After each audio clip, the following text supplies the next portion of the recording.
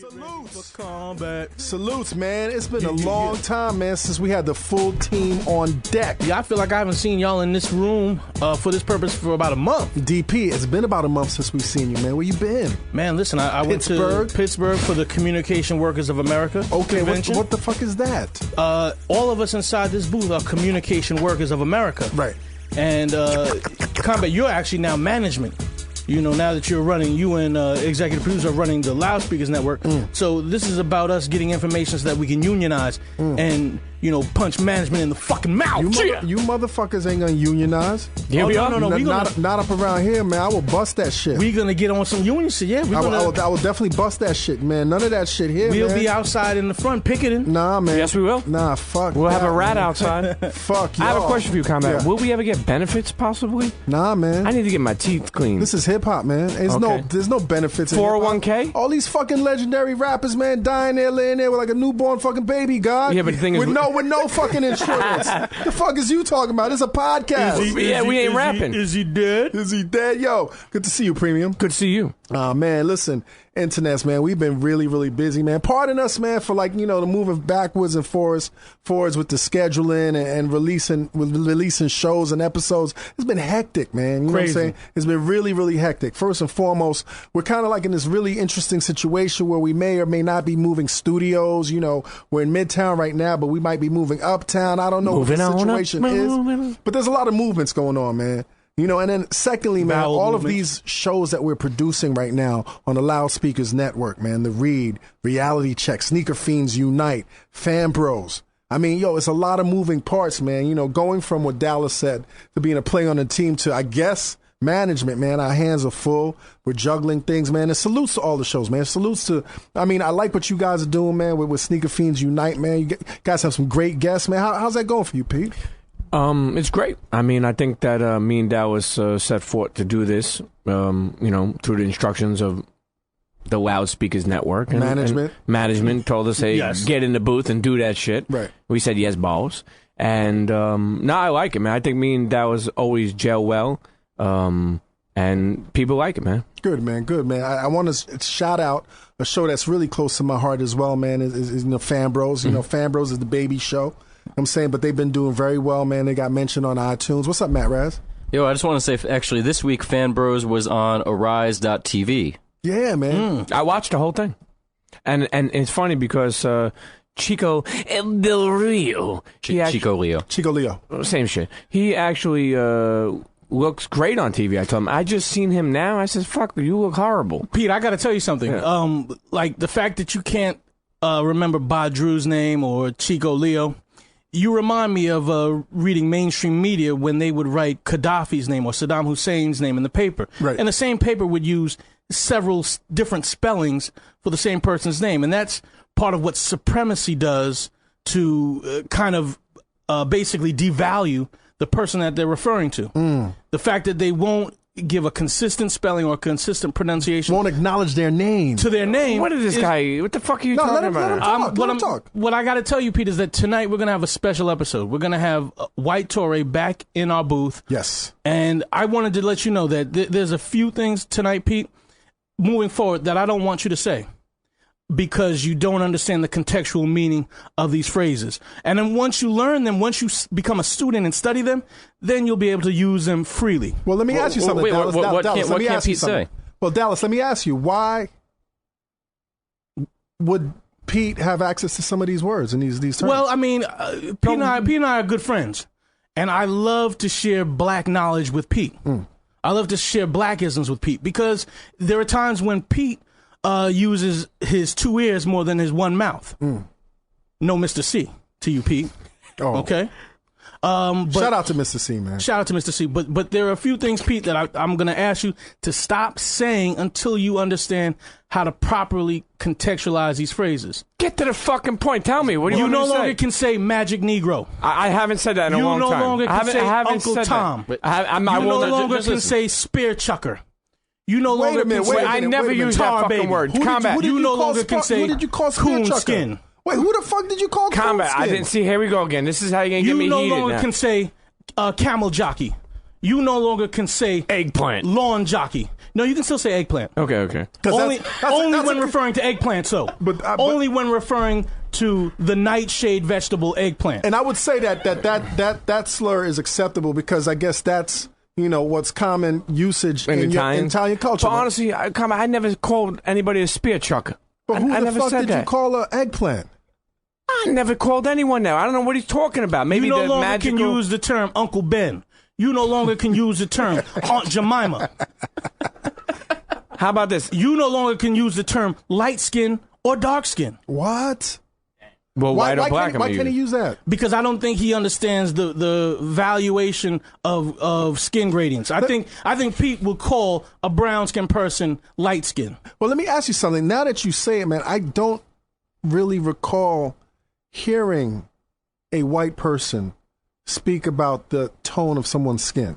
Mm-hmm. They either say he was black or some or other, but I can't recall, at least right now, a white person saying he was a dark-skinned Negro or he was a light-skinned Negro. I want Premium Pete to become an actual student of blackisms. I feel like he can do that. Right. But until he really passes the test, I want him to leave blackism terms alone. Okay. Now, Pete, what do you have to say to your defense? I don't know. Some of the shit words he mentioned, I haven't even mentioned in a while. Uncle Ben? What the fuck is he talking about? Like, yo, I cooked some Uncle Ben's rice the other night. Like, You can't say Uncle Ben. Pete. Listen. Pete. I never called no one a spear chucker. You just said Uncle Ben. Even if you are having Aunt Jemima syrup, I want you to call that shit log cabin. Yo, honestly. No, seriously, Pete, seriously. I mean, tonight is going to be a classic Combat Jack Show episode. Yes. I mean, we had a great time when we had White Tory here the first time. Now, let me ask you another question, man, because I've never really understood why, some of the team members have decided to call Touré White Touré. Well, I mean, here's the problem. The White Touré and Black Touré, literally, if you look at both their skins, they both kind of have the same complexion. Maybe White Tory is a little lighter. Right, okay. I mean, how do we really separate these guys? They have similar sounding names. Names. The only thing I can think of is differently spelled. Differently spelled, but I mean, when you pronounce them, they're similar. So how do we It's the same pronunciation. It's not the rapper Touré is not Touré? No, the rapper Touré is Touré. And journalist Touré is Touré. No. And White Touré is Touré. Right. Yes, Black Touré is Touré, White Touré is Touré. Okay. Yes. They're both Tourés. So how are we going to do, just like when you were a kid coming up, if two kids had the name James, one kid would have to be Bubble Eye James. One kid would have to be Burnt House James, whatever their affliction was. Okay. Or Whoreson James. Yeah, exactly. You know what I mean? Waterhead James. So whatever your affliction is, that's what you have to, okay. That has to precede your name. All right. Cool, man. I'm looking forward to this episode, man. I want to kind of go back a little bit, man. We've been having a blast with Complex TV, man. This week, you guys are checking out the Killer Mike and LP episode, man. Yes. And I mean, are you having a good time with that, Dallas? I'm waiting for us to have one of our great moments. Right. Like, we've had fun, and it's been dope just learning this process, and It's got me hyped, man. I'm ready combat for your TV1 show that's coming up, which is going to be some real coonskin going on in there. Some real shucking and jiving. What TV1 show, man? There are black people that are working on this thing right now. Am I going to have to wear a blazer and a tie? And a skirt? No. I think you'll still get to, do Combat Jack as Combat Jack does. But, there'll be more moving parts. If I have to wear a blazer and a tie, I might have to go with Reggie Osei. I might have to really sell out. That's a nice name. You know what I'm saying? You think you're going to come back to Reggie Osei? I mean, you know what? What did 50 Cent do? He went back to Curtis Jackson. Is it time? I mean, combat? Let me tell you something. I always thought it was silly that when a rapper switched up his game and became an actor, that they use their rapper name in the credits. I always thought that was corny, man. Mm-hmm. Like, you know what I'm saying? Like, I don't want to see Busta Rhymes in the credits. I want to see even if he's playing Busta Rhymes. But what if he's not playing Busta Rhymes? Ice Cube. I'd rather see O'Shea Jackson. Mm-hmm. You know what I'm saying? LL Cool J has proven himself as a thespian. I'd rather see James Todd Smith. You know what I'm saying? Switch it up, man. Like, you know what I'm saying? Don't become a prisoner of your rap name. You know what I mean? So, I mean, be free. Be free with the totality of who you are. Mm-hmm. Matt Rass? I'm just saying, if you had, people's real name on the poster, do you think as many people are going to that movie? People already know he's in the goddamn movie. Right. People know DMX is in the movie. What is DMX's government name? Earl Simmons. Earl Simmons, that's right. So if they said there's a new Earl Simmons movie coming out, everybody would know what that meant? There's Earl Simmons, a.k.a. DMX. Come on, man. We live in a marketing world. You can market it.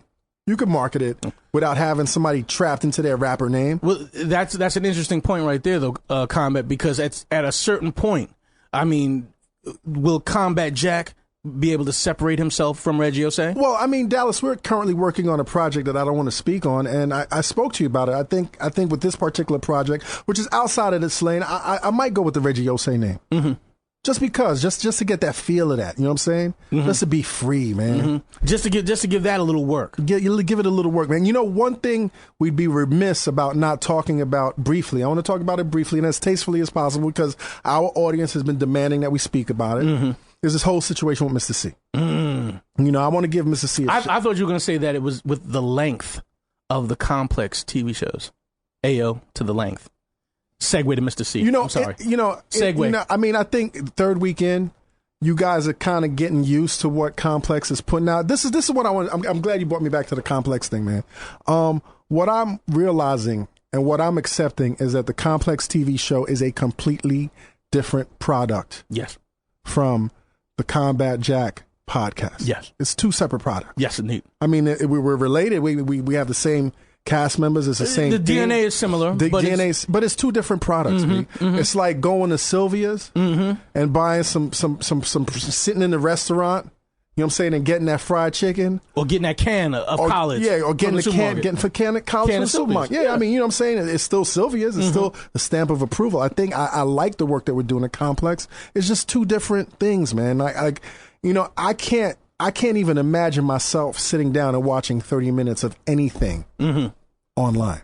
I'd be hard pressed to watch anything over 15 minutes online. I'm not built like that. But that's how an entire generation consumes almost everything they fuck with. Yes. They their fireside chat is gathering around a fucking small ass computer screen with 4 people to watch Netflix. But Netflix, I'll tell you, I watch Netflix. I watch Netflix. Right. I watch movies on Netflix. Okay. But I actively don't go on YouTube or any other site and watch content over 5 minutes. That's just how I've been hardwired.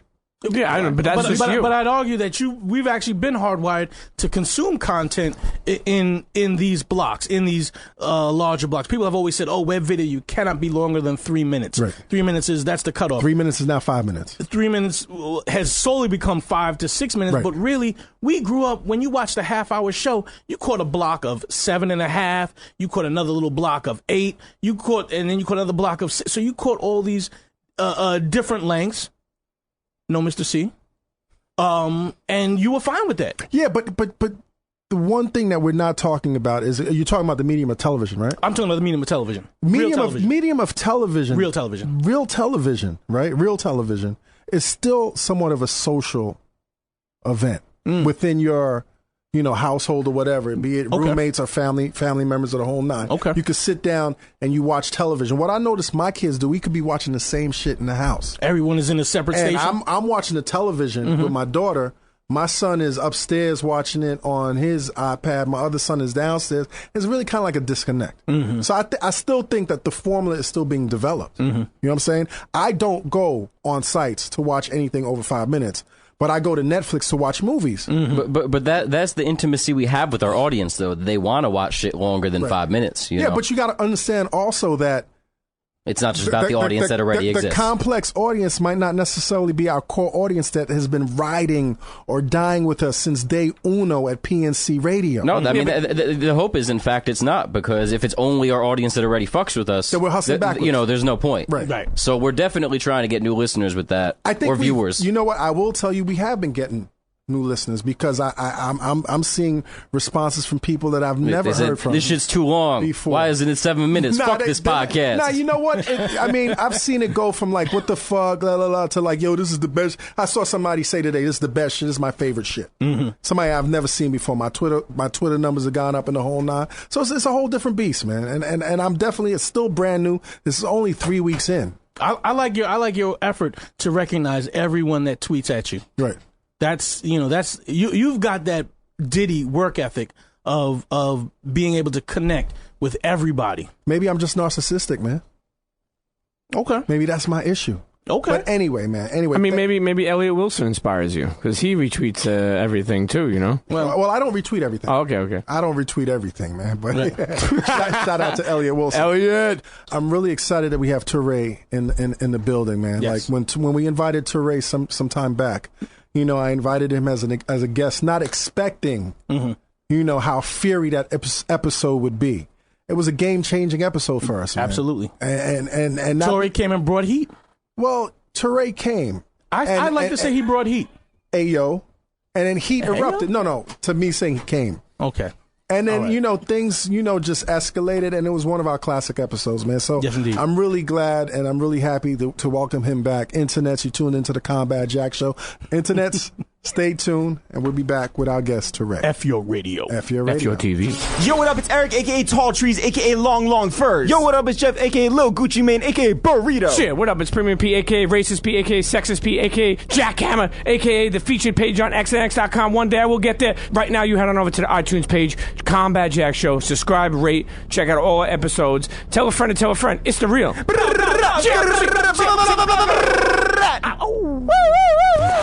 Internets, you tune into the Combat Jack Show, the combatjackshow.com. Please don't forget, man, go to the iTunes page, the Combat Jack Show. Subscribe, rate, comment, man. We're popping over there. Feels so like a classic night already. Yes. Tonight. Is this on all of the internets? This is on the internets, bro. All of them? At the same time? Everyone that wants at the same damn time, brother. Wow. Listen. Touré, do you still have a Black Planet account?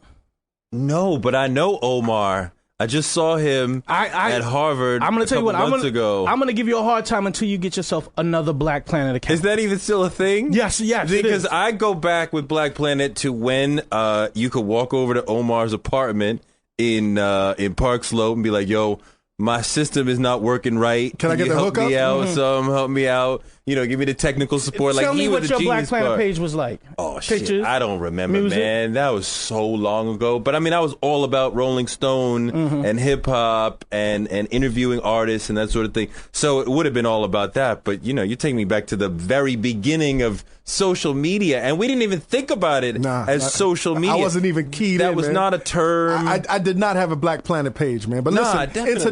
internets. Let's welcome to the Combat Jack Show, Touré. What's going on, sir? I'm very happy to be here again. I'm very glad that you're doing here. it before. I'm glad that other people liked it because I enjoyed that very much. So, you know, I'm glad to be back here with y'all. You know what? As I was saying in the intro, man, that your last appearance here, man, was just an amazing episode on so many different levels. We just had a good time. And I wanted to get your opinion or what, because we never spoke afterwards about what you thought about the last time you were here. You know, it was it was fun. It was like a little like stepping into the middle of an ill barbershop conversation. Because there's people everywhere. Right. There was opinions flying everywhere. There was knives trying to be thrown and deflected and bounced back on people. And some people exposed themselves as mentally handicapped, and we had to fucking deal with that situation. And it was funny because the space the space that I'm in now, right? A lot of people are like, wow, like, you know, we didn't know how you would function in this sort of a black environment. I'm like, you got your black back. You don't know, but I never lost it. You may not know me, you know what I mean?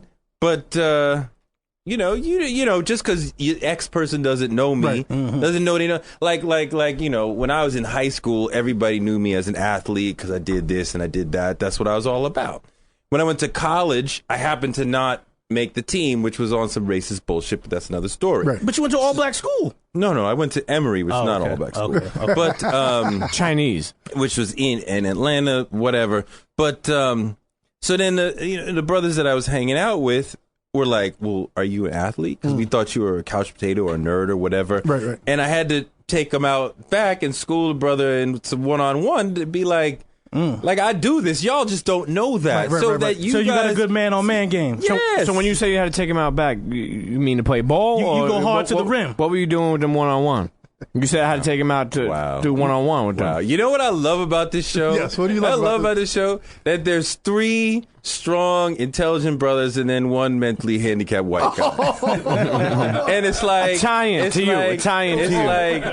It's like, you know, like the vision of the world that you are presenting. Yes. That we have strong, intelligent black men, funny, witty, doing a thing, and then unleaded Pete. It's like, wow. Wait, hold on. Wow. That's our man. That's our man. Wait. Wow. Now, Touré, man, you're coming out the box swinging, he's shooting. It's all right. I'm waiting. I mean, waiting for the thoughts to percolate up from his toes and shit. Wait. What are you waiting for? You waiting? I'm waiting. It's getting it's getting warm in here as you start to think. What's going on? It's a friendly environment. That's right. Is it? It's a friendly environment. Is it because we love you know? I heard a little bit of the show before I came out. Yes. People were trying to call me out of my name, act like I need a modifier to my name. You know, I met Touré. He's a good brother, and he's a friend. He's a friend to the room. We took a picture together, but you know me almost 20 years. Yes, I've been out here doing this. I've been earning your stripes. Yes, he's a lot newer than me. Yes, he's not made a blow up album. That's not a diss. That's just a fact. So then you would want to be old Touré. So because I'm still here. So, it's not that I need a modifier to define us. When he gets to be more famous, then we can have that conversation. And it's no shots. It's not a diss to him. But to anyone who say, well, we need a differentiation between you and him. And of course, you're specifically referring to the white Touré, black Touré. Yeah, which that whole discussion is completely it's true. It's completely true. Mentally handicapped. Only a person who understands nothing about race. Right. And I mean, it's absolutely racist to suggest, well, you don't perform blackness the way that I think you should, so you're white. You just pose. You just pose on blackness. Okay, because let me tell you, right off the bat, you came out swinging. Because you've been to jail. Let me explain. So you are no, blacker than me. Because I'm explaining to you. You got to go to jail to be black. No. You don't have to be black. There's Russian people in jail right now. They're not black. They're Russian. Good. Let me explain. The reason why I'm calling you a poser. He's blacker than you, Touré, because you're a poser. Pete went through several years of smoking listen, Newport. I'm going to explain to you. You don't even know anything about what it means I'm to gonna explain be to you black. Why you're a poser. Now, you would even when you go to one New York Plaza, one at a time. You would even step out of your face to think that you could define another man's blackness. It's not about blackness. Absurd. It's not about blackness. Because you know absolutely nothing about it. You are white. Stay in your lane. So there's nothing wrong. My lane is telling you that you're a poser. No, that's what my lane is telling you that you'll take the. Put it this way, here, I'll explain to you. You'll take the train, or possibly a cab if you're running late. Okay, and what you'll do is you'll go to one New York Plaza, and you'll go up on the 72nd floor, and you'll be up there with Harvey. And you'll be drinking champagne and maybe some peach snaps. Is Harvey a white guy? Yeah, white guy. One of his big CEOs. He's kissing his ass. I know nobody named Harvey. And then he'll come downstairs for lunchtime. I don't eat muffins. Come downstairs for lunchtime. No bran muffins, Touré? I don't eat bran muffins. No bran muffins? None of this is anything like my day. Okay. So then you'll come downstairs and you'll see a black kid and you'll tell him like, yo, we're going to get through the struggle. I understand. I'm here for you. Like you're to me, I feel like you're doing one thing and saying the other. Is there some benefit that you get, like, from the FCC or something, from having a mentally handicapped person on the show? Like, do you get, like, a subsidy or a stipend from employing people what's so like crazy? that? Is this some, like, equal employment thing that you have? Because the level of conversation from you and from this man to this now man, he's kissing ass again. That's what you do with the white people up in corporate, right? That's what you do with the white people up in corporate. It's called showing respect. Any man who thinks Prince is better than Michael Jackson is plainly dumb. And that may be you. Wait. You just fucked up right there. No, I didn't. You just fucked up right there. Just because you're making babies for Prince. But here's the thing, though. Pete. Here's the thing, you are though. no longer allowed to say Prince or Michael Jackson on the show. Thank you. Uncle Ben. But for one thing, I didn't actually say that. And I don't feel that we need to compare them and say, what's your problem with better? You don't think Michael Jackson is better than Prince? I don't think the comparison needs to be made. See, because in hip-hop, we make that comparison. Right. Who's a better MC? Who's a better Jay-Z, DJ, Nas, producer, whatever? That's part of hip hop. Right. It's a combative. That's not really part of rock and roll. It's not really part of R&B to sit around. Who's a better singer, Al Green or Marvin Gaye? Don't say R&B, say soul. It's soul music, funk, whatever. That's not really part of it because we can enjoy both of them. And the idea that it has to be Michael or Prince, when they are a yin yang and they serve different purposes in our lives, and we can love both of them. I never ever said one or the other. Right. I decided to write a book about Prince because that's what I was feeling. And I want to definitely talk about that too, we man. spent as a nation, I think, about 2.5 years mourning Michael Jackson because we didn't properly revere him the last 10 years of his life. Mm-hmm. Now, when that started to come down, did you hear about him actually having vertigo?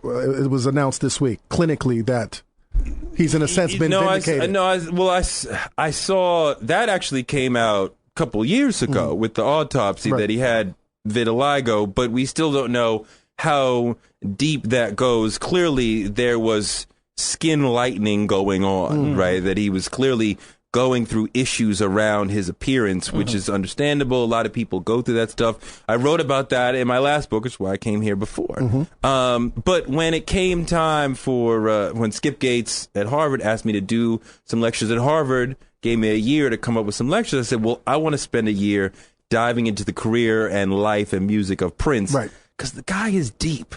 But why Prince amongst all the other? Because the guy is deep. The music is deep. I had spent some time with him in '98, so I could draw on that. I knew some people who knew him, Alan Leeds and Questlove and some others. So already half of my, or maybe a quarter of my reporting needs were already there. Right. I knew everybody loves Prince. I could have come in with, the 100th new Michael Jackson book. Right. Or I could come in with, here's a new Prince book. You haven't seen one of those in a while. And I don't think you've seen one on Prince that is nearly as deep and analytical. And I get into reporting, I get into dealing with the music, I get into talking about areas of his life that nobody's talking about. And you talk about your personal experiences with him as well, from what I understand. Yeah, I was never fortunate enough to meet Michael Jackson. Right. I met Prince, and not only met him, I played one-on-one basketball with Prince. You need a better competitor than that. I think Prince busts his ass. And probably. Because no. There was no busting ass because, as you know, to be good at jump shooting, you have to do that all the time. Nobody doesn't hit the court for 6 months and then walk out. I mean, unless you're a Rucker type, West Fourth type guy. If you're just a regular dude, and you just go out in the court, you're gonna miss a lot. So me and Prince, maybe some of the people in this room, we don't go out. We're not Bobito. We don't go and practice J's all the damn time. So when Prince and I were playing one-on-one, if you just looked at it, the way these guys are dribbling and moving and yeah, they could play basketball. They've been playing basketball for years, but then they're clanging a lot of jump shots because this was a musician, this was a writer. They don't sit around and shoot J's all the damn time. Who won the game? Oh, man, when we were playing one-on-one, it might have been 2-2 after 10, 15 minutes, and we just were like, whatever. Right. And we teamed up. Who was the better ball handler? Well, I was always the point guard when I played, pickup. So, I mean, I could do my thing with that. So you're a pretty good ball handler. Yeah, and I mean, I like to pass. I like to mask that my J was not necessarily going down by making good passes. I love magic. I love to make no-look passes and quick passes, and I don't necessarily. But when what happened was Prince and I became a team against my photographer and his bassist. Right. And the two of us, beat the two of them. Now, what I hear is that what made this game unique is when he was going through his legal issues with Warner. There was no legal issue. Well, his issues with Warner. He was trying to say, I want my masters. Right. I want to own my stuff. Well, the way that I can do that is I change my name. Right. So now I have an unpronounceable symbol as my name. Symbol man. So you might own that Prince stuff, but this stuff I'm making now, you don't own because it's a different person. And that's legal morass. So he didn't have her name, basically. Officially. He was known as an unpronounceable symbol for that few years. Now, how do you play with somebody on your team without a name? Well, that was the question. Would you call him? Hey. Well, there was, I mean, generally, he's always paying attention. He's always the center of attention. Right. So you never have to call his name. But then this one moment, I had to call his name because they say I like Magic Johnson. I like to make the nice pass, set my man up. So he made a cut. He was wide open, and I made a quick pass to him, and the ball's coming toward his face. And I'm like, damn, he doesn't know that it's coming. Prince's nose. So I'm like, Prince. But then I was like, you're not supposed to call him Prince. He's going to get mad. So it's like, and the ball missed his head and flies out of bounds, and he comes back. He runs off, gets the ball, comes back, and he's laughing. I'm like, what's so funny? And he goes, you didn't know what to call me. And he loved that confusion that he had us all off balance. So he's a trickster. He's a trickster. He's a total trickster. Right. If you call him Prince, you call him Purple Rain, he doesn't care. But he's always been a trickster. I mean, just to unearth or disrobe one of the key trickster myths that he put on us that some people still cling to. The man's mother was black. Mm-hmm. Some people think that he's mixed, his mom was white. No, she's not white, she's black. So what does it matter if she was she white? Didn't have any no, Indian that's a good point. It doesn't matter. Well, I mean, in a way, we all have some Native American in our blood, or American Indian. Yes. But it doesn't matter. But he did that for a certain purpose, which was to create a certain mystery in that 80s period. To say you're mixed made you sort of exotic. People give an extra look. But then also he wanted to get at white skin privilege. He didn't want to walk in the game and be like, I'm black, ergo you go in the black department. You remember how it used to be in the record business that there was a black department, which was smaller, had less of a budget, right? So that's separate and unequal. You go over here in the black department, we're going to push you to Soul Train, right, which was a great show, but would get smaller numbers than, say, Dick Clark. Of course. If you're a white artist, you go over here, Dick Clark, bigger staff, bigger budget. We're going for the world with Madonna, right? And Michael Jackson was able to get into that because he had a longer history.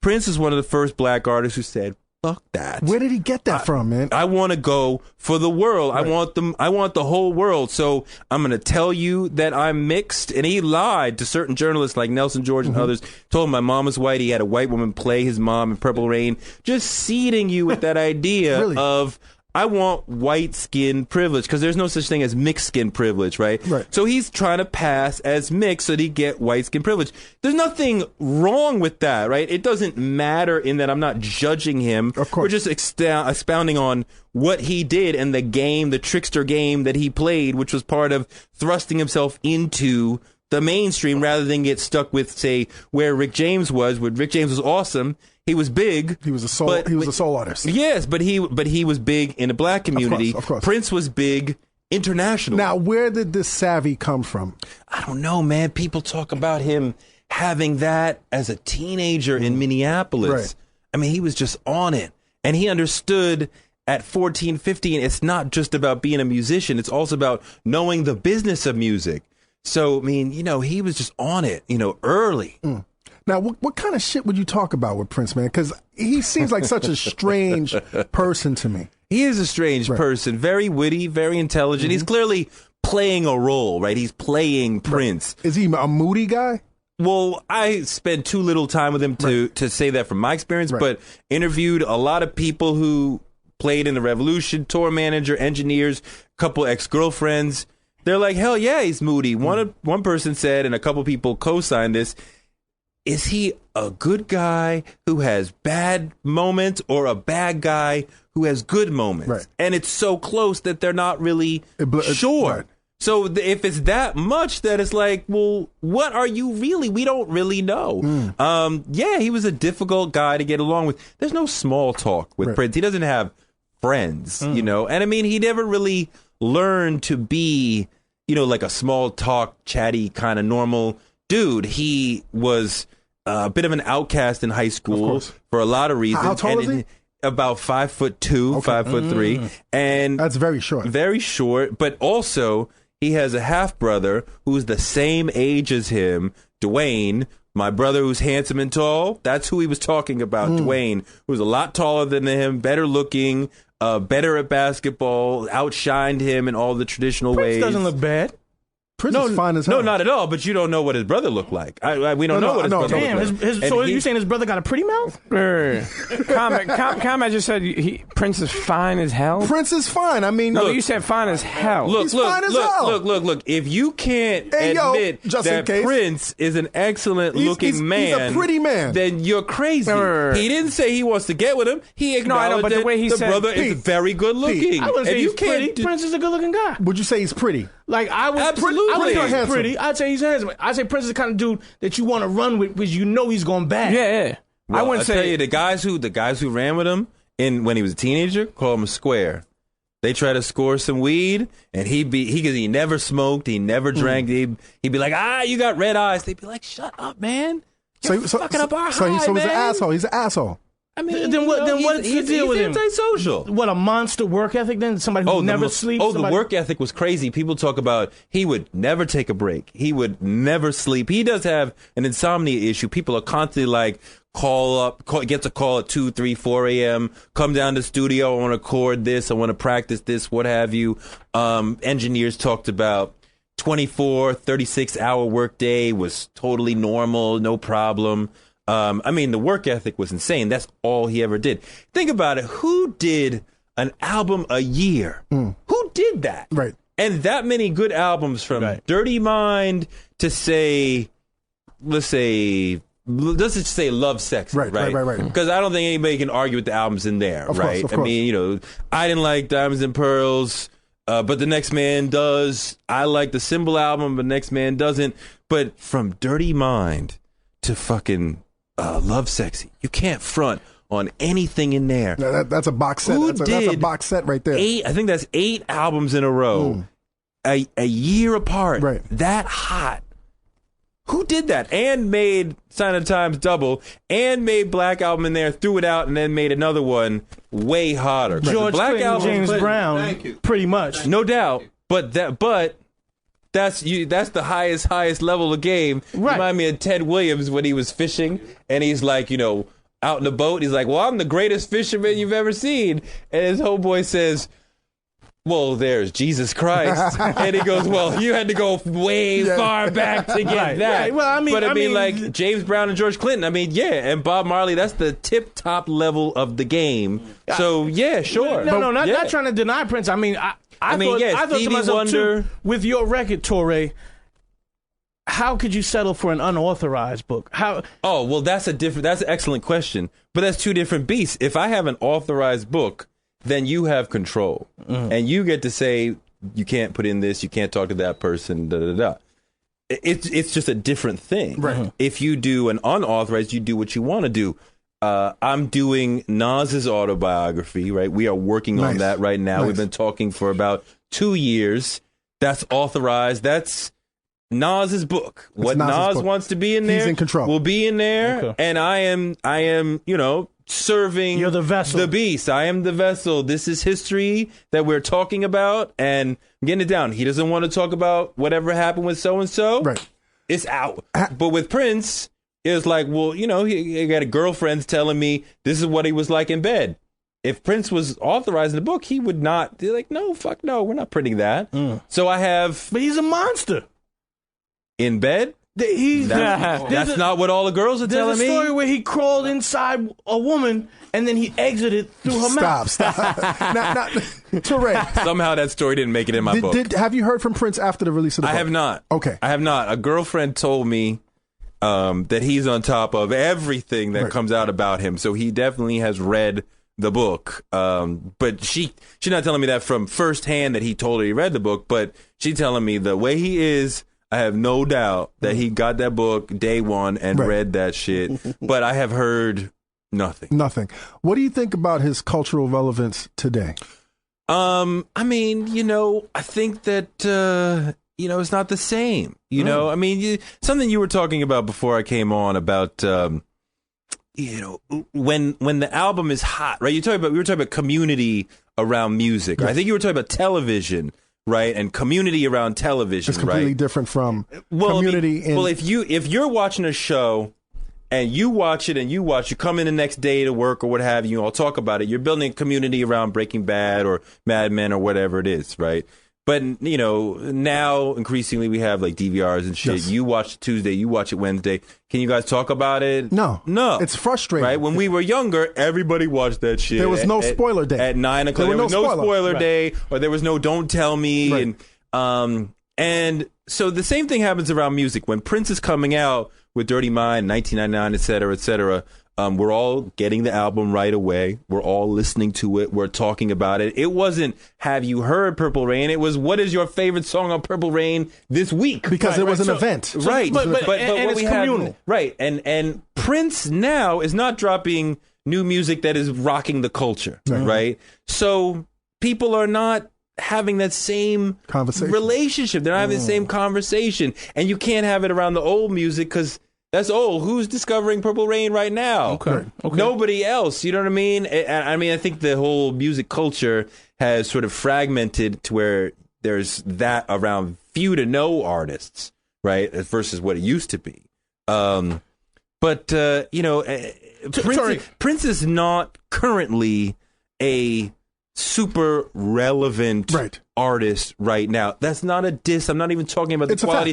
He might still be making hot music, but there is an age limit on the shit. And after 40, it is extraordinarily difficult to stay in the culture like that because this is a culture mainly for people who are 15 to 25. And they live... You're talking about pop music. Pop music, yeah. But you can't... I mean, as a writer who's gone through Prince...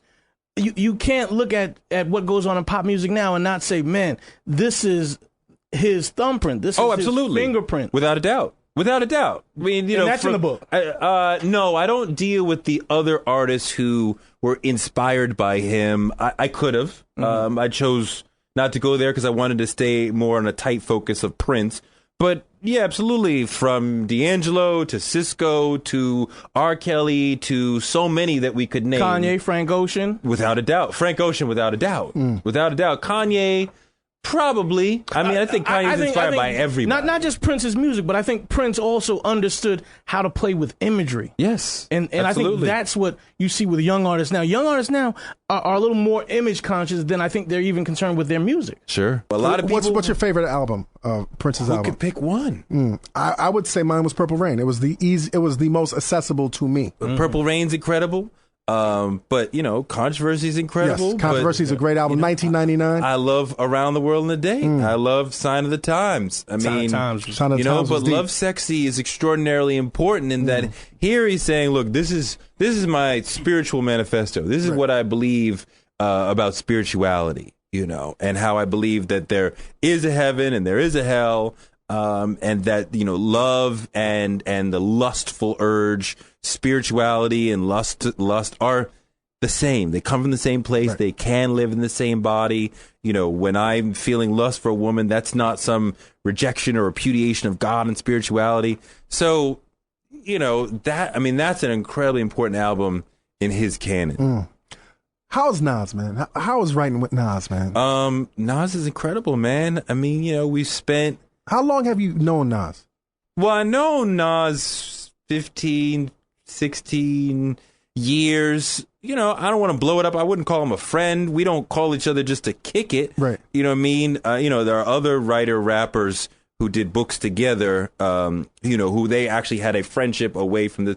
Like, I saw Nas to talk to him about Illmatic, to talk to him about, his relationship with his father, to talk to him about, Stillmatic, what I mean? And we kept seeing each other over 15 years, and I kept saying, yo, you're the man. You got to do a book. Right. And he kept saying, no. And then we were in Jamaica at some reggae sunsplash that Tito was doing a performance at, which was Tito Jackson's first public thing after Michael had died. Right. So that's why I was there. And, I was like, yo, son, here's what the cover's going to look like. So I described you're focused now. I'd been on it for years, but when I was describing, like, here's what we're going to talk about, he's like, I don't know. And then when I described what the cover would look like, he was like, yo, let's do this, son. And what makes Nas that rapper that transcends, or what makes him the transcendent figure in hip hop? Well, what makes him a transcendent figure in hip hop? In hip hop. I mean, this is one of the illest MCs.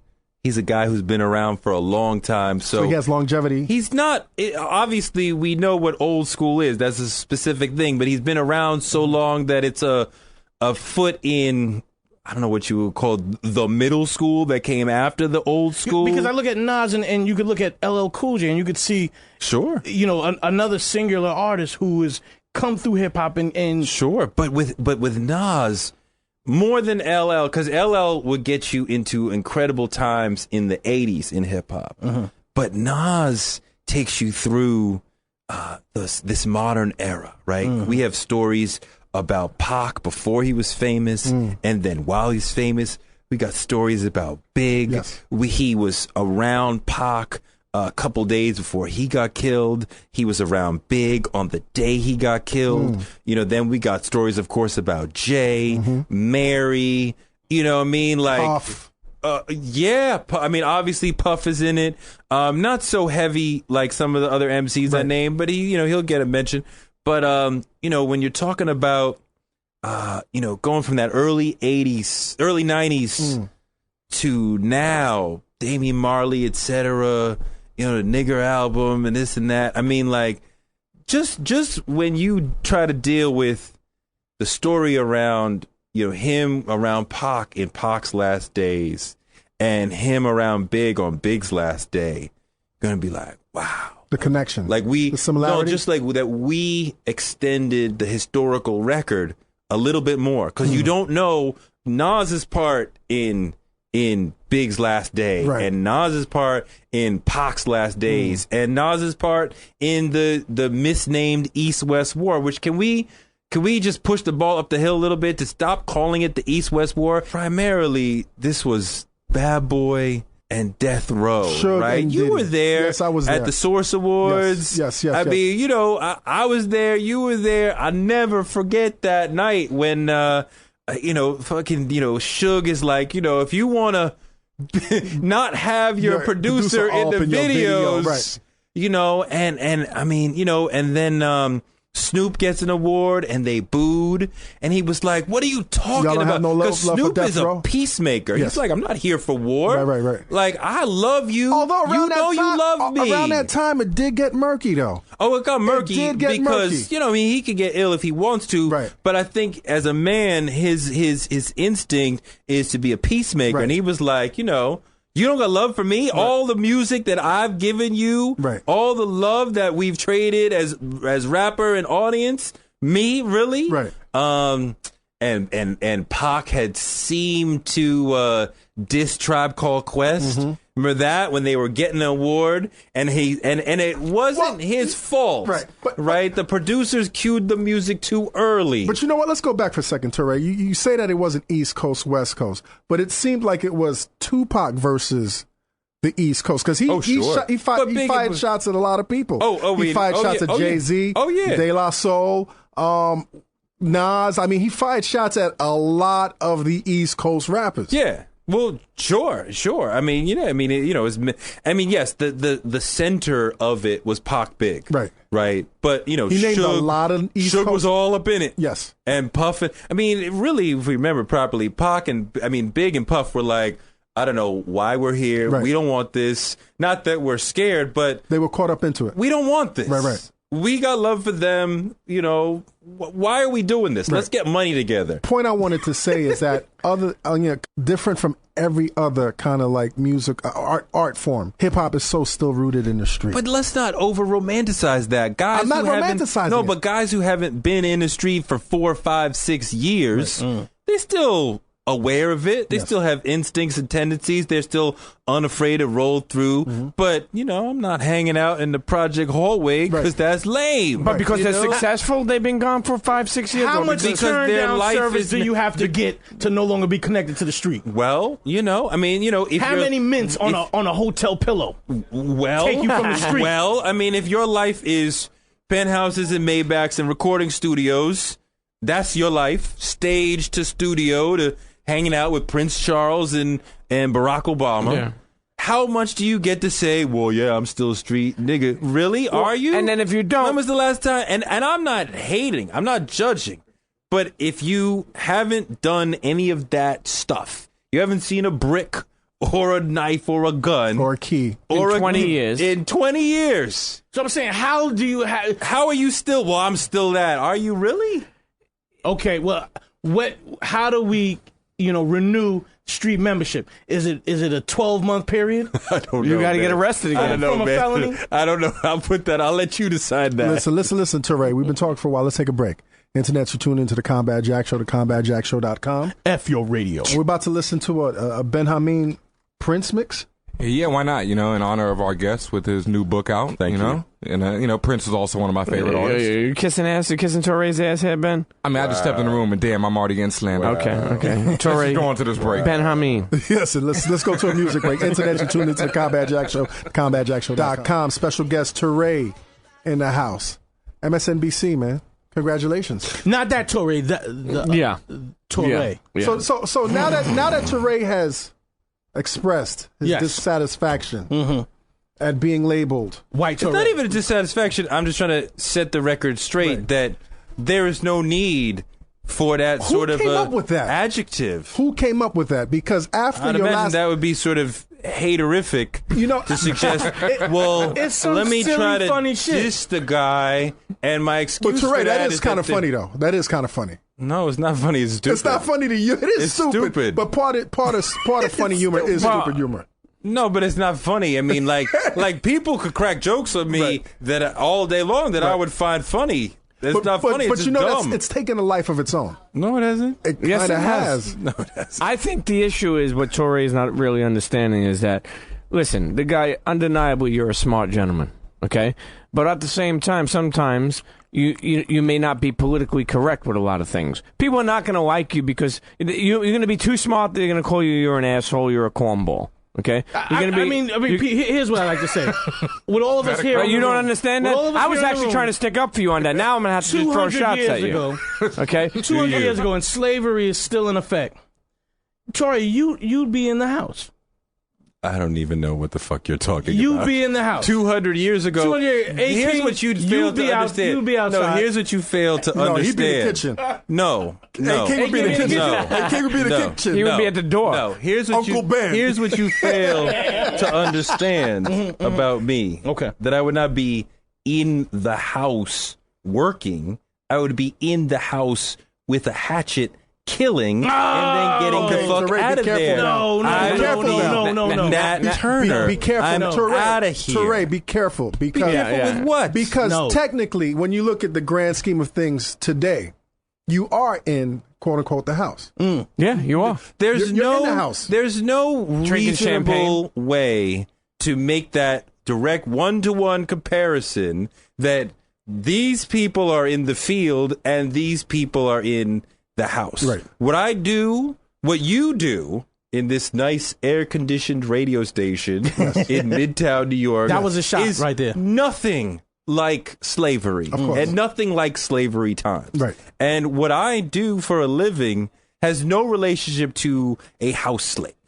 So there's that analogy falls apart immediately. But you have to admit, though, that there is a sense of inequality that you can liken, in a sense, to slavery time. No, There you are people. cannot. There are No, people. you cannot. Yes, and you this is as silly, and I expect more from you. No.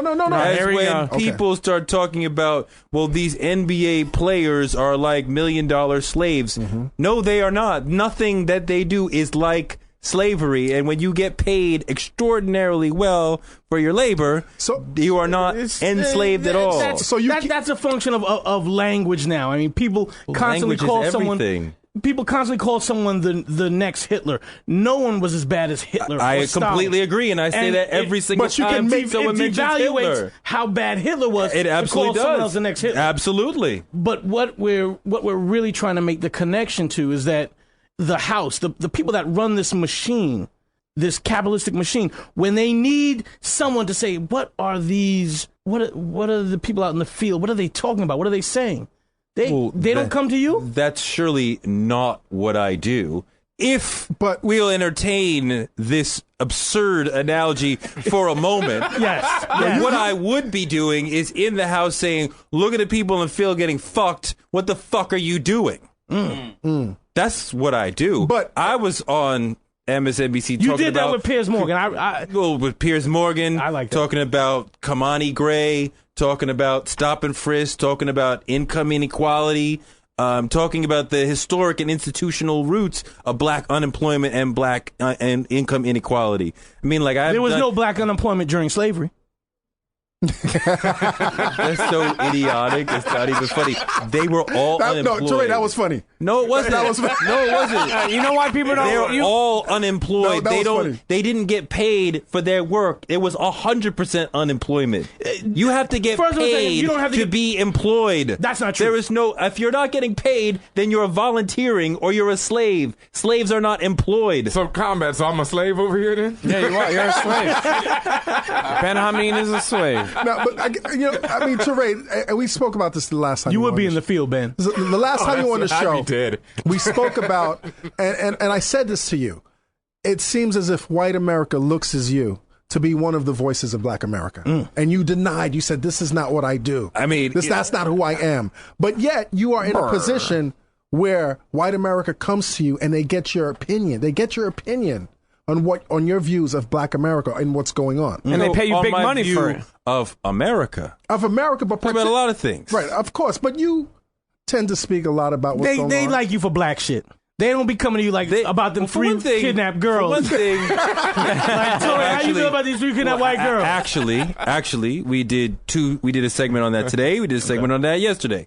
And you dealt with Charles Ramsey. By the way, I love Charles Ramsey. I love Charles Ramsey too. I love Charles Ramsey. I'm scared for Charles Ramsey. Nah, don't be scared for Charles Ramsey. The brother, I wish you had the tape, but the brother said, I knew something was wrong when the pretty little white girl ran into the black man's arms. Dead giveaway. I love Charles Ramsey. I thought they would kill him for that. I eat barbecue. I ate ribs with the man. Ribs and salsa. I ate ribs with the man. We danced to salsa music. You know, if you dance to salsa music and eat ribs with a man, you know him. No, you don't. He might have women chained in his bed. I'm glad you brought up Charles Ramsey because my concern is I was listening to that interview when it became viral. I was looking at the video, and he was just being as natural as possible.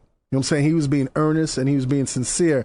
But my fear is that his delivery is going to overshadow his deed. You know what I'm saying? I think that is happening. It's happened already. Yeah, I think that is happening. I mean, Harry Allen had a tweet about that today about how he's being sort of written out of the history, that he's a seminal part of them escaping. Yes. And perhaps without him, they would not have escaped. Right. And people are losing sight of that. And, that's tragic. Right. What do you think about this whole Mr. C thing, man? Hold on, how do we just hit him in the head? Because I did. Because I did. I was not listening the other day on the radio. I caught it through actually your tweets. I saw one of your tweets when you said, this is where I part company with C, and then I had to go back through your timeline to get the blow by blow. I feel bad that the man cannot come to grips, perhaps with himself. Right. I mean, that's his homosexuality. That's the bottom line. That it's so stigmatized that he can't just say like, "Yo, I'm gay." What and he I'm into this. Whatever. Right. I mean, I think that if he was a little bit more at peace with his homosexuality or his enjoyment of sex with men, then he could pursue relationships with men or moments with men that he doesn't have to pay for. Right. But that it's stigmatized, it's complicated, he's maybe tortured. He may mean it when he says, I'm not gay, and his outward level, he's like, no, I don't socialize as gay, I don't think of myself as gay, I don't go to a gay club and get down. Right. But then deep down, he is driven by, I want to go and get enjoyment with this. And, there's nothing wrong with being gay, but so many people don't agree with that. Right. That it becomes hard for some of us. Particularly in our culture. Particularly. And a lot of people pointed that out around the Jason Collins thing. Right. He didn't just say I'm gay. He said I'm black and I'm gay. Right. Why did he have to say I'm black? That's obvious. We can see that. We've known that since you walked in the door. But it's something extra for a black man to step up and say that disagree he's gay. with that. I disagree with that. I felt like growing up, all kinds of folks we played with, AO, were gay. And you're not worried about these outward appearances unless you've got some kind of class level that you might be losing. I mean, I grew up working class, and gay cousins sat at the table during Thanksgiving. We always teased them. We always teased my gay cousin. We always teased my crippled cousin. We always teased anyone who had any kind of deformity or whatever. What did they tease you for? I mean, I was a fat kid. No, you weren't always fat. I was a fat kid. As a young kid, I was a fat kid. And not only that, but because I was into my toys and my comics so much, I probably didn't bathe a lot. And my name was Pigpen. Wait, but why do you say that as a past tense thing? Because I'm sitting next to you. I call myself Pigpen now. Was that some shots? Oh, he's been throwing shots. I'm just saying. That was pretty Touré low. has been firing shots. I mean, listen. That might have went right over. No. I mean, listen. I could never be fancy like Touré. Right. I mean, pocket square. You know, he's a dandy brother. Yeah. Touré, man. You know, Touré, I'm down with that. Touré, man. Why do so many people dislike you? I don't know. You have to ask them. But I want to ask you. I don't know why they dislike me. I don't dislike me, so I don't understand why they dislike me. I mean, but I should ask you. I don't know. What? I mean, Pete. Well, actually, no. We should ask Dallas because Dallas, to me, I think is Dallas, reformed. That before you knew me, yes, you threw a lot of shots. I did. You got to know me a little better, and I think you changed. Maybe you're different when I'm not here. And to snitch. I think you were the first person that coined Touré White Touré. Okay. Again, like I said in the because I had that on you, two Pete. people in the neighborhood. I did do it. Didn't come up Combat with it. doesn't get When two people in the neighborhood have the same name, you've got to call the person with a certain affliction that affliction before their name. What affliction? But let's deal with the concept because you can talk about why others who don't like me don't like me. And I'd be curious. Why didn't you like Touré? Yeah, because you used to. I remember once you wrote. What did you wrote? Every morning I wake up and brush my teeth and say "fuck Touré." Did you write that? I like it, Dallas. I might have said I say fuck Touré in the morning because it helps, keep my teeth white. Keep my gums. That's right. Keep my gums white. Without a doubt. Right. You didn't see my tweet then. You didn't see my tweet. But that was part of the character. You did not see my tweet. That was in response to the character that you created on Twitter, which at times decides to be an agent provocateur. At times takes a neoconservative role. Whoa, neoconservative. Yeah. Whoa. You'll pick up some neoconservative shit. Whoa. I'm a hardcore lefty liberal. Dallas. Nothing that I've ever said Dallas, is explain yourself. conservative. I cannot go back and recall, but Son. you know what you did. No, I don't You know. No, son. You know. No. You love being the agent provocateur. You love that. And that's what keeps your teeth white in the morning. When you shave your mustache off. You shave your mustache off and you put in your pocket square and you're in your boxes in your apartment, you are you getting your Mr. Belvedere together. How he know what I'm Mr. Belvedere? How did Mr. Belvedere come into you it? You getting your shit together. Wow, I can't even be Sidney Poitier. I gotta be Mr. fucking Belvedere. You can't even be the dude on No, you can't. No, you can't. Servant. You can't Mr. be. Belvedere is a servant. You can't be Sidney Poitier because again, you also light skinned. So you also fucking with it. You also like on some Jack and Jill dropout shit. I am a Jack and Jill dropout, but wouldn't that be revolutionary? That I rejected Jack and Jill. I don't want this shit. They bounced you. No. They was like, your eyes are not green enough. Let me tell you what actually happened. They bounced me. No, let me tell you what actually happened. That we were in the chapter. Wait, who's lighter? Wow. Which one is wow, you might Dallas be lighter is than looking me. lighter than wow, Touré. it's close. Wait a It's minute. close. I got a mustache. I got a beard. But Dallas, you're wow. I'm sitting here looking at you guys right now. Let me tell you. Touré, do you have a tan? Do you have a tan right now? No. My hair's not Dallas, that curly. you're lighter than Touré. Not by much. Yeah, but Touré's a different type of lighter skin. than Not Touré. by I'm much. not lighter But than Touré. let me tell you what happened in Jack and Jill, right? It was junior year. I really was not feeling it. Sophomore year, I went to like maybe 2 of the meetings, right? Because sophomore year, I finally had a little bullshit car, so I could control a little bit better where I went and didn't. With freshman year, my mom controlled where I went, right? Sophomore year, right, I could drive to the meeting or I could be like, I don't want to go to the meeting. So I went to maybe 2 or 3 meetings, right? And partly I was trying to pick up this girl, right? And it was kind of happening and it wasn't happening. I'm like, fuck this shit. Junior year, my sister became president of the chapter. She was the year below me. She was a sophomore. She's younger than me. And we went to the first meeting where she became president. I went to help her become president. And then, knowing that I didn't like going to Jack and Jill meetings, the first thing she did was she instituted a rule that if you missed 4 meetings in a row, you were out of the chapter. Knowing that I would be out of the chapter 4 meetings later. And 4 meetings later, I was out of the chapter because I didn't go to the shit. Because I wasn't really feeling it like that. You got kicked out. But there was this one thing that I did like, because we were the Boston chapter. We were the Newton chapter, but it's the Boston area. Only people who are from Boston will know the difference between Boston and Newton. But we did a thing where we would meet all the other chapters at the Copacabana in New York. And to be able to go from the Boston area to a fucking dance party, yes, Copacabana, where all the other Jack and Jill chapters from DC through Boston would come, and all to New York, and that was that shit. So you wanted to be able to stay in a hotel for 2 nights, get dressed up, go to the big party. That was that shit when you were 15, 16, 17. And I remember one of them, The Cosby Show, was hot to death. So we're talking 84, 85. And Malcolm Jamal Warner walked in. And I remember him like... Was he Jack and Jill? Oh, yeah. Oh, yeah. And he had his arms up like he just scored a touchdown, and he's walking the dance floor, and girls are just like, swoom, just like surrounding him like 8 deep and shit. And Tempest Bledsoe is off in a corner with one nerdy dude, clearly not going to dance with anybody. And Was that you? No. She was with a nerdy dude, and I went over to her and was like, would you dance with me?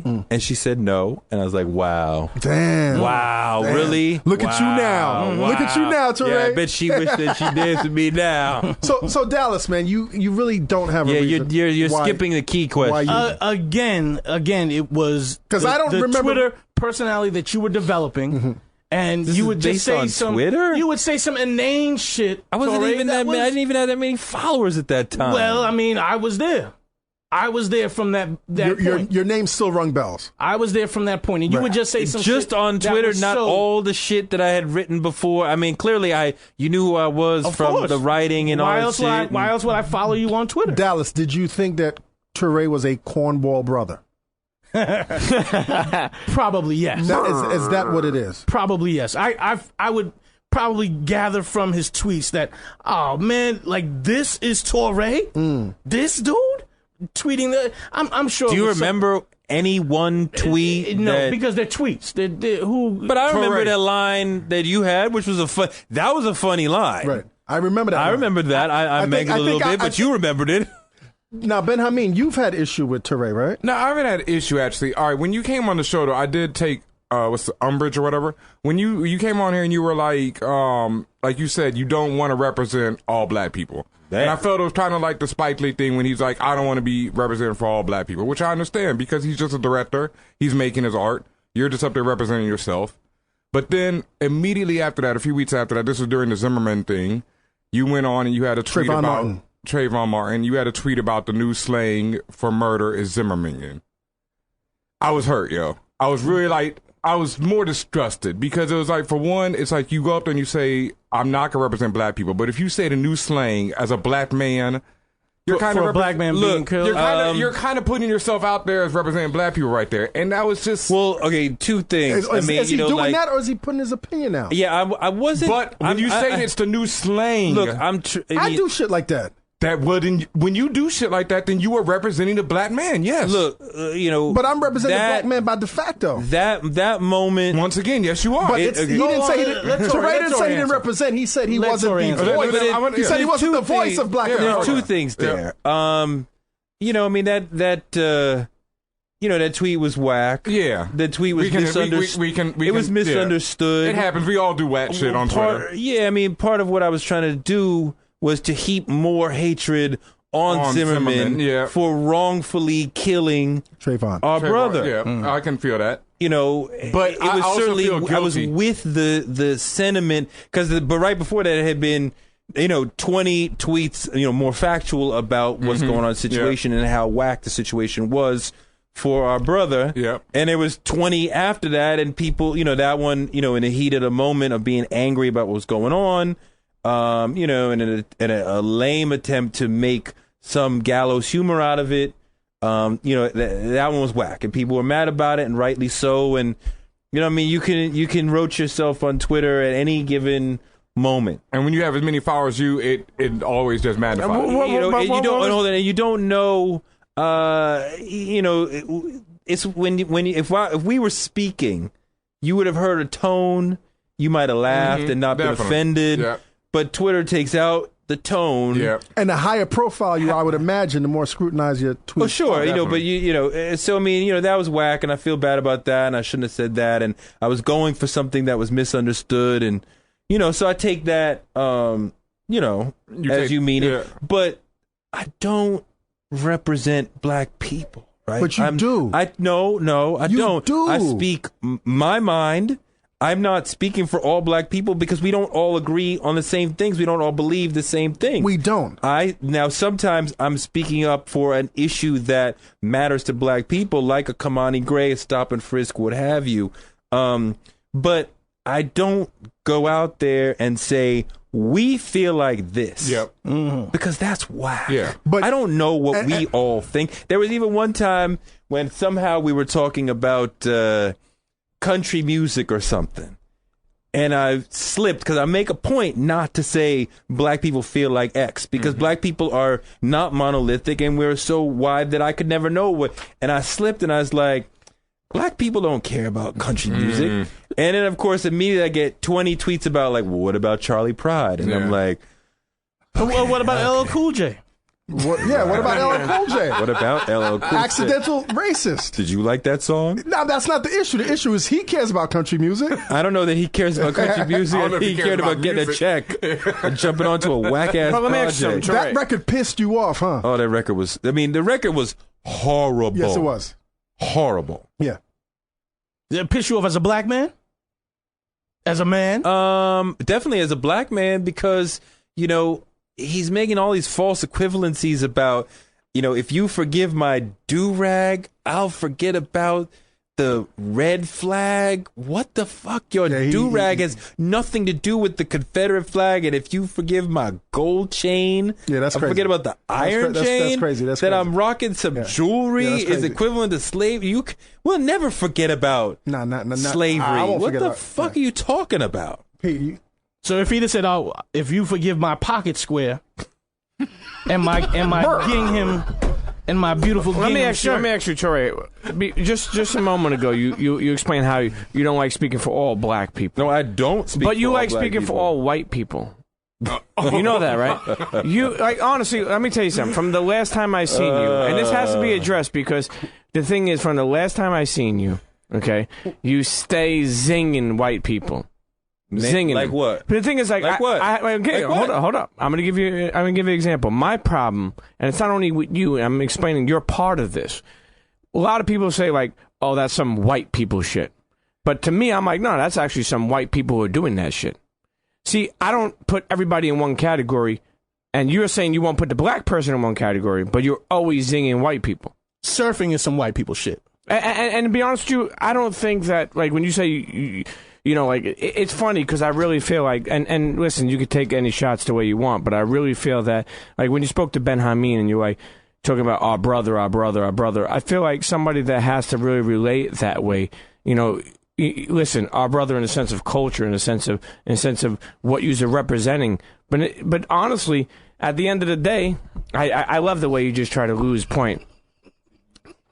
At a what? Internet. Touré doesn't like to hear anything when somebody says I don't know something. I lost track of what you were saying. You got to rephrase that. I'm not sure what you were saying. Rephrase and that, just back to my posing. As I lost if you got to track tell someone of you're black, you're not. What the fuck? Like, you know what I mean? If you got to tell somebody that I don't usually have to tell anybody I'm black. I believe you do. But one of the things that I was thinking about while I lost his train of thought because he didn't have one was that you keep fixating on a pocket square. But I'm rocking a tie clip. You see pocket squares all day. You don't usually see people with a tie clip. That's an extra level. That's a fly tie clip. Hold on. The cufflinks also. These are silk knots. Your white, the white boss on the 92nd floor. The fact that you chose, the fact that you made that. You know that choice. white boss? Okay. You know him? You don't know him? Okay. Okay. He has a tie clip. Now you know what would have made you black, See, this Touré? is what I'm talking about. Touré, if you would have had a tie bar. What are you talking about? They're the same thing. No, a tie bar, like one of the little tie bars with a little chain, like you'd have on a Shams the Baron shirt. Like Leo DiCaprio and Great Gatsby. That's some black shit to you. Then you'd have brought it back to me. Okay. Now, Pete, you got anything to say, man? What do you want me to say? I don't want. I mean, I want. Touré has came here with the super smirk on his face. Has tried to throw shots at me from the gate. Combat is deflecting all of them. I'm not deflecting anything. Honestly, you asked before, why do you think people hate Touré? Yes. Because he's an asshole. Honestly, you're an asshole. And I'm going to tell you why you're an asshole. Because you came in firing out the gate. Fart?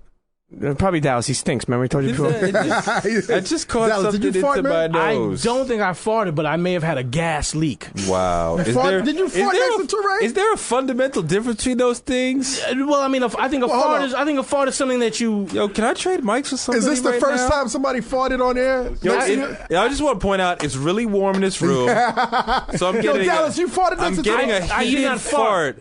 I may have had a gas leak. I'm getting a lightly heated fart Dallas into farted my nasal passages. Dallas farted next to Touré. And there's nothing worse than that could be from the shit you're talking. There's nothing worse let's note that Pete was talking when the fart started.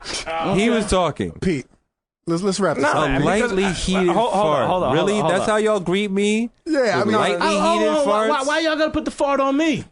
When I said a fart is something you do intentionally. You claimed it. First of all, I said he was an asshole. I said there's no intentionality. There's no intentionality. Here's the craziest fart. shit. I said you were an asshole, and a fart came out. Wow. How fucking crazy is that? Wow. But the thing for me is like Combat. I remember like an early episode, you were telling the internet, Touré got into your ass, all up in your ass. Remember you were telling the people that? Your ass He's a big fan of you going at me, you know. No, I'm not a big fan of him going at you. Mm-hmm. Let me clarify. Okay, go ahead, clarify that. Let me clarify. Mm-hmm. Let's can we put this to bed once and for all? And be honest with you, it really is to bed because, you know. I think it affected you, Pete. No, it didn't. It didn't affect me. What affected me was at that point in time. No, at that point in time, what affected me was when I was trying to have the conversation with you. There was too many people involved. Remember, they wanted to shut off my mic, and everybody was getting. Well, they involved. were trying to do that to save you. But you got nobody's gonna save me because I'm like you. I'm gonna say what I want to say. You're not like me at all. I don't want to be like you. Why would I want to be like somebody that poses? I'm not a poser. I don't do that. I'm real. Ask anybody around. Ask all these favorite artists that you speak to on a different level and ask them about my card and what goes on with me. I don't need to fucking graduate from a Prince college. About Premium. I will. And ask Nas about He probably Premium. slept with Prince. I listen. I don't fucking know. Wow. Now we got homophobic jokes. Okay. Listen. No. You didn't do anything sexual. No. Yeah. You know. But I mean, honestly, Michael Jackson didn't touch them boys. My biggest issue with you before, and it's still to this day, and you can make your smirks, and is that you make all these shots against white people, but you never have any type of solution ever. It's like it's a real hatred of it. Like meaning like sometimes Combat. Hatred of what? Hold up. Hatred of what? Like when he makes comments about hatred of what? like meaning like when you make comments about white people. He he hates white people. Listen to me. Hold up. I am listening. I'm putting you in it too. Do you think that I hate white people? Hold up. When Combat talks a lot about it, and I understand why he has Combat. I mean, you're very pro-black. You know what I mean? Like everything about you is black, and there's nothing wrong with that. I come to understand that. Everything about me is black. There's a lot of shots you throw. I'm black, but everything about me is black. Okay. You're missing. Listen, so hold I only go see black movies. Okay. Let me get back to the asshole. Let me get back to the asshole. Do you eat bran muffins? Then that hurt you, that bran muffin. Because you know what? Actually, I want to make another comment that I heard the entire book tour. You're the kind of guy that goes on a trip and has the turtle fucking suitcase on the top. That's the type of guy you are. No, I don't even know what a turtle suitcase is. Pete, I'm trying to help you. It's that shit on top of your Subaru? Yeah, you had one of those. Pete, I'm trying to help you. You're not trying to help me. I want you to get your point across.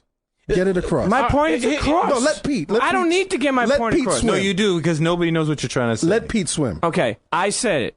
You are an asshole. That's what I said. That is my point. That's my problem with you. That's not a point. What I mean is that the way you talk to people, the way you try to be all, like you try to kill people with your smartness and be cocky and nasty. I just told you before, you're intelligent. God bless. You gave me a smirk when I said that. I mean, like, I was giving you credit for it. You don't have to be. You're the kind of person that you want to say, "I'm smart, you motherfucker." Like, I can only imagine you think of other people, what kind of schools they went to. Like, you're one of those guys that are like. No, you remind me of one of those like I can't make like one of those like white guys that grew up in a great family with big money and then thinks he's better than everybody. Funny. You keep making these assumptions about me from great family to brand muffins. None of the assumptions are true. The turtle suitcase. You had another one. None of these read about are this true. culture. You didn't live it. That's my opinion. I read. You read about it. Which culture? This is culture. Talk about which culture? I read hip-hop, about this. Hip hop. I read about hip-hop culture. The street, the way you talk. Like, listen to me. I read about. You're hip-hop a book culture. smart. You're a book smart guy. Culture. You're not a book smart guy. I read about hip hop. Are you culture. street smart? Are you street smart? Are you street smart? I have never ever claimed. I'm not street to smart. be hood. I'm not street smart. Not at all. That I'm not saying being hood. Are you street smart? I'm not saying being hood. Am I street smart? Touré is an that asshole, though. I'm not. I'm not gonna get mugged. Is that what It's you're not about talking mug. about? What the fuck are you talking about? I'm talking about being street smart. What does it mean? What does it You're mean? more of a book smart, and own that. Stop trying to act like you're street smart. You're not. But I never acted like I was street. Did I pretend Yes, you that I have. was street smart? Yes, you have. Did I pretend Yes, that I you- was hood? You know, it doesn't have anything to do with hood. Can I play mediator? Because Yeah. this is getting silly. Okay. And I'm not defending Touré. Okay. I don't need you to. But when has Touré claimed to be street smart? What do you mean? His whole style of the way it is. No, like be he knows specific. everything. Pete, I'm be wearing a specific. pocket square and a tie clip. When did I pretend to be? Oh, so hood now you're pretending to be street smart. So now you're pretending to be. Can we That's resolve? never, Can we but resolve that's this never beef? what I was about. I'll tell you what. we resolve this beef. there's no beef. There is no beef. There is no beef. Let's be honest. Touré, he is smart. Yes. Touré is a magician and a practitioner of classic black bullshit. Now, black bullshit is very important. Mm-hmm. Okay, black bullshit is at the root of being a trickster. Mm-hmm. Okay, Touré would love to be the Brer Rabbit or Brer Fox. No, Brer Rabbit. Well, I mean, you're kind of like the Brer Marmoset. What is that, man? I'm not that smart. I'm not that smart. Is that like a rabbit? Well, you're not there. It's You're like a rabbit. You're shooting for it. It's a small mammal. It's a small mammal, but it's in the rodent class. I will. There is an extraordinary tradition in the black community of that tricksterism you're talking about, that Brer Rabbitness, and having that sort of fluid, wily, liquid quality, be able to get in and maybe Dallas, you trick the claim to white be a man and trickster too, get though. out and get your thing and be able to. So, I mean, if you want to refer to me in some sort of Brer Rabbit tradition, I take that as a high compliment. But Dallas, don't you also refer to yourself as a trickster? Oh, certainly. Okay. Certainly. All right, So you're saying now boom, that there you go. You and Touré are kindred spirits. There you then? go. Are you? There you go. Are you and Touré kindred spirits? Yes, we are. Me and Touré share a lot of things in common. Yes. There you go. There you go. Hook me up. Hook me up. Hook me up, Dallas. No. But Dallas. But then you make Dallas. that turn. Dallas, don't leave You me make hanging. that right turn. There you go. That's what I'm talking and about. You make that right turn though. Dallas, some people would say You that you're make- an asshole too, though. Oh, no doubt. You live Who would say that? Who would say that? Some What? people. Anybody who knows who you are, that's part of the Some charm people would of say you. you're an asshole, Just Dallas. like Dallas.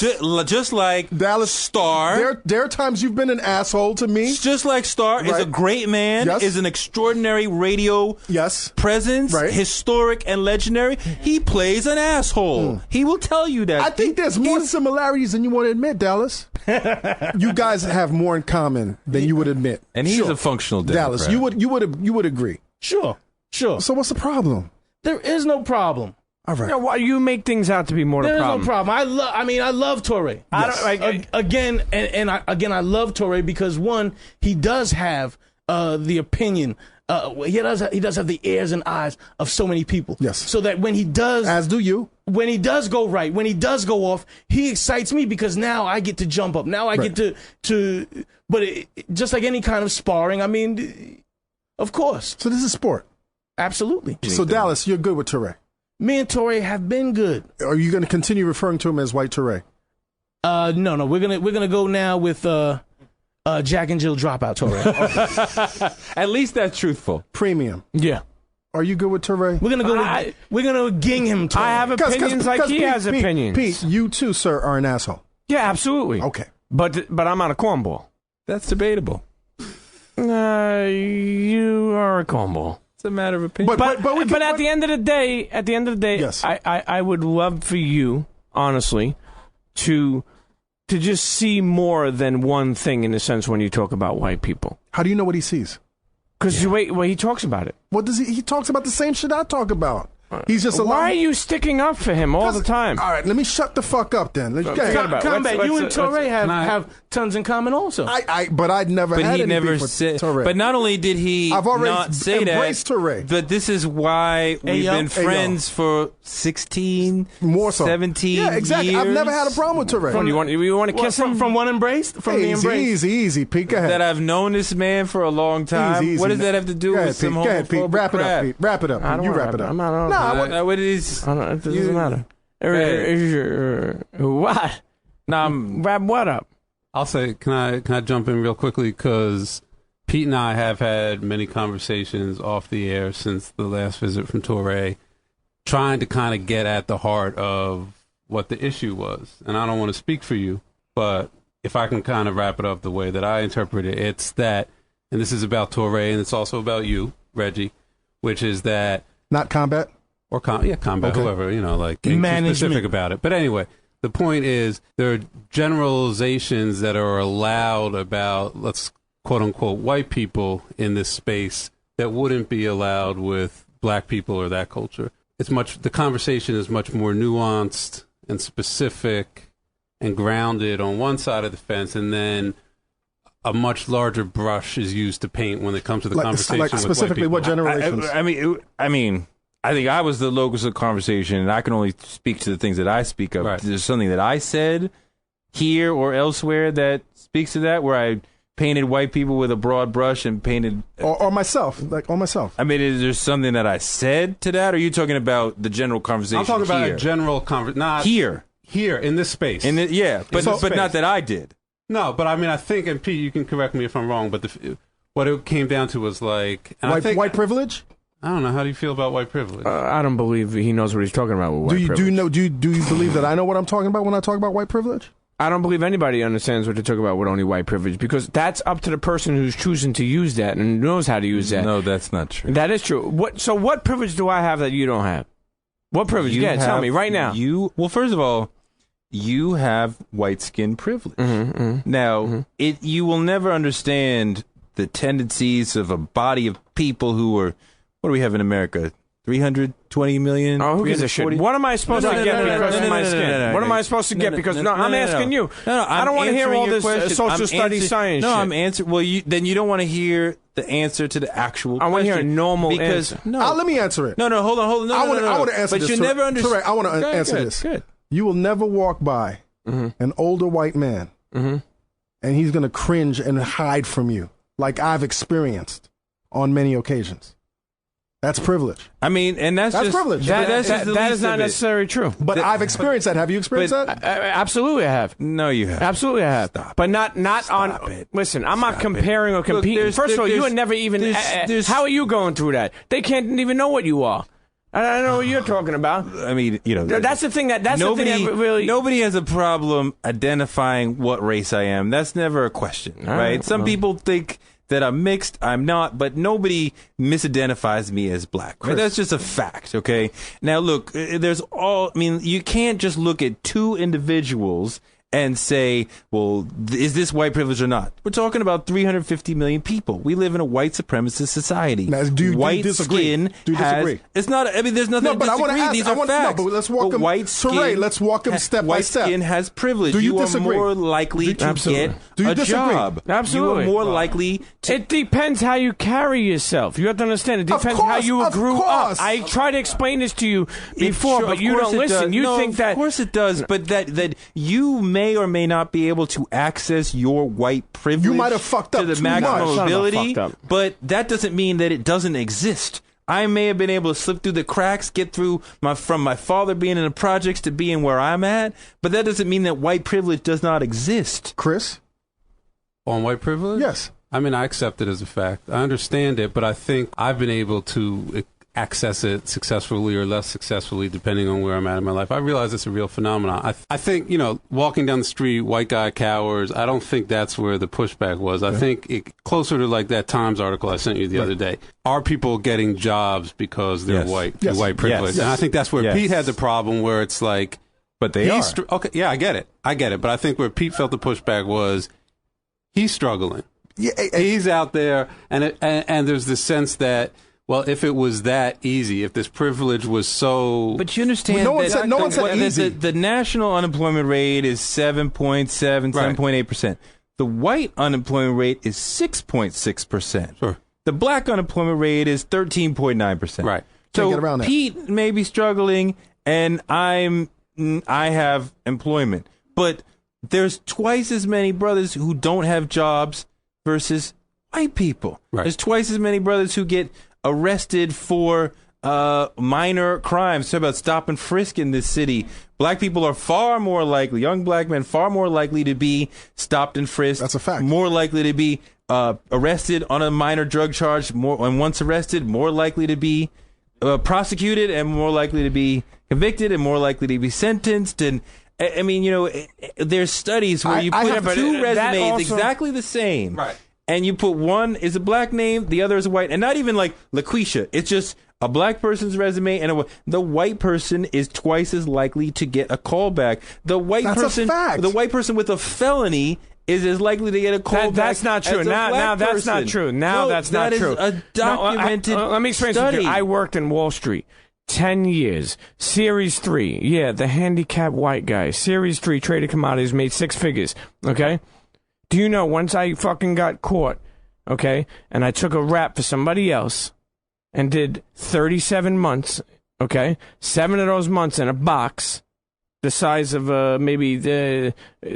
solitary. I don't know if it was night or day, okay? PC. Everything has changed, not PC. No. But of course, everything has changed. But Pete, what I mean is, like, I went back and tried to apply to these, and I've been, but that's one because I have a felony. But that's one individual situation. That's plenty. What I'm trying to say is, not every. You're not dealing with what happens in America systematically. What I'm trying to say is, you are an incident. We're talking about systematically. No, I know, but it doesn't only have to be only. Like, what I'm trying to say is, there is a lot of like. I want to know what generalization. No, but listen. I'm saying there's a lot of white people like me these days, and what I mean by that is, like, that's for sure. Careless, stupid, knucklehead, gets in trouble, doesn't even think of his future. You're a nice boy.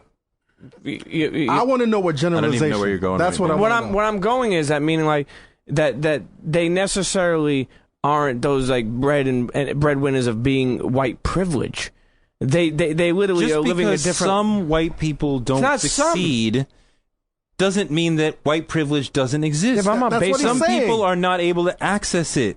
That's what he's sorry. saying. The point I'm trying to make is the way how you're handling this is never going to make anything right. You're not teaching anyone. Like, what I'm trying to say is, if Dallas is black, Combat is black. But hold on, Pete, the reason why it's never going to change, we don't act is because it's called white privilege. No, but if we don't, it's a system. If we don't acknowledge white privilege and that we live in a white supremacist society, you weren't even born in slavery. You weren't even born in it. Okay. So, but hold up. So listen. So if Combat gets a whole lot of editing on this hold up. If Combat, let it run. No, have to cut this shit up. If Combat gets a job, right? Okay. If Combat gets a big job, I don't care what color he is. I'm proud of him.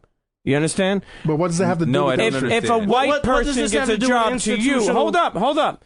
If a white person gets a job like that, you'll be like, you'll feel that it was white privilege, and you'll feel like that. I know the problem. I know the issue. I know the issue with you, Pete. Right. The issue is you are a felon. System does not work for you. So when we talk about the system, you get pissed off because you can't activate your white privilege. That's the issue. It's not just Pete, though. No. Okay, who is it? You? No. But I'm saying there is, and I'm not speaking for myself. But speak for yourself. I mean, for my but I'm speaking as a whole. You said I make generalizations, and I want to know what generalizations I make. I don't wake up saying every white person is going to have a fucking job. I've never said that. I don't say that every white person benefits, because I know there are fucked up white people and there are fucked up black people. I just know that we live. All right, you know we what? live in a white supremacist. You know what? I'm okay. I never heard you ever say that. But that's what I've been saying. I never heard you say that, and I never heard Touré say that. But that's what we've been saying, I just heard you Pete. say that. But my issues with I you want to know what generalizations, because I have been accused. I know a generalization. Yes. I got one. Yes. It's a very small point, but it stuck out to me, so I'll bring it up. You talked about taking a test during law school. Yes. And how nervous you were, and how you were worried about I forget the exact terminology you used, but like, I was just worried about impressing the white guy while I was taking it. I wasn't even focusing. No. I know what it is. You know what I'm saying? Having to stand up in front of 250 students in law school, and being the only black student in that class, and not only having to overcome my nervousness about the difficulty of law school, but the added pressure of looking extra stupid, of being the only black kid in the class. That is what I'm carrying. And you know what that's called? That's that stereotype threat. That you know that they think that you're less intelligent than them. They may think. So just that your awareness that they might think that weighs on you. So now you're doing extra work. You're trying to do the work, and you're trying to make sure that they don't think, because if a Pete makes a mistake, that's just on Pete, and I can keep going. But if I make a mistake, it's Reggie, that black guy. Then it's proven that black people are less intelligent, less valuable, don't deserve to be here. And if black people don't deserve to be here, then you definitely don't deserve it. So you're carrying the weight of the race on your shoulders. I felt that. So what generalization? And when you talk about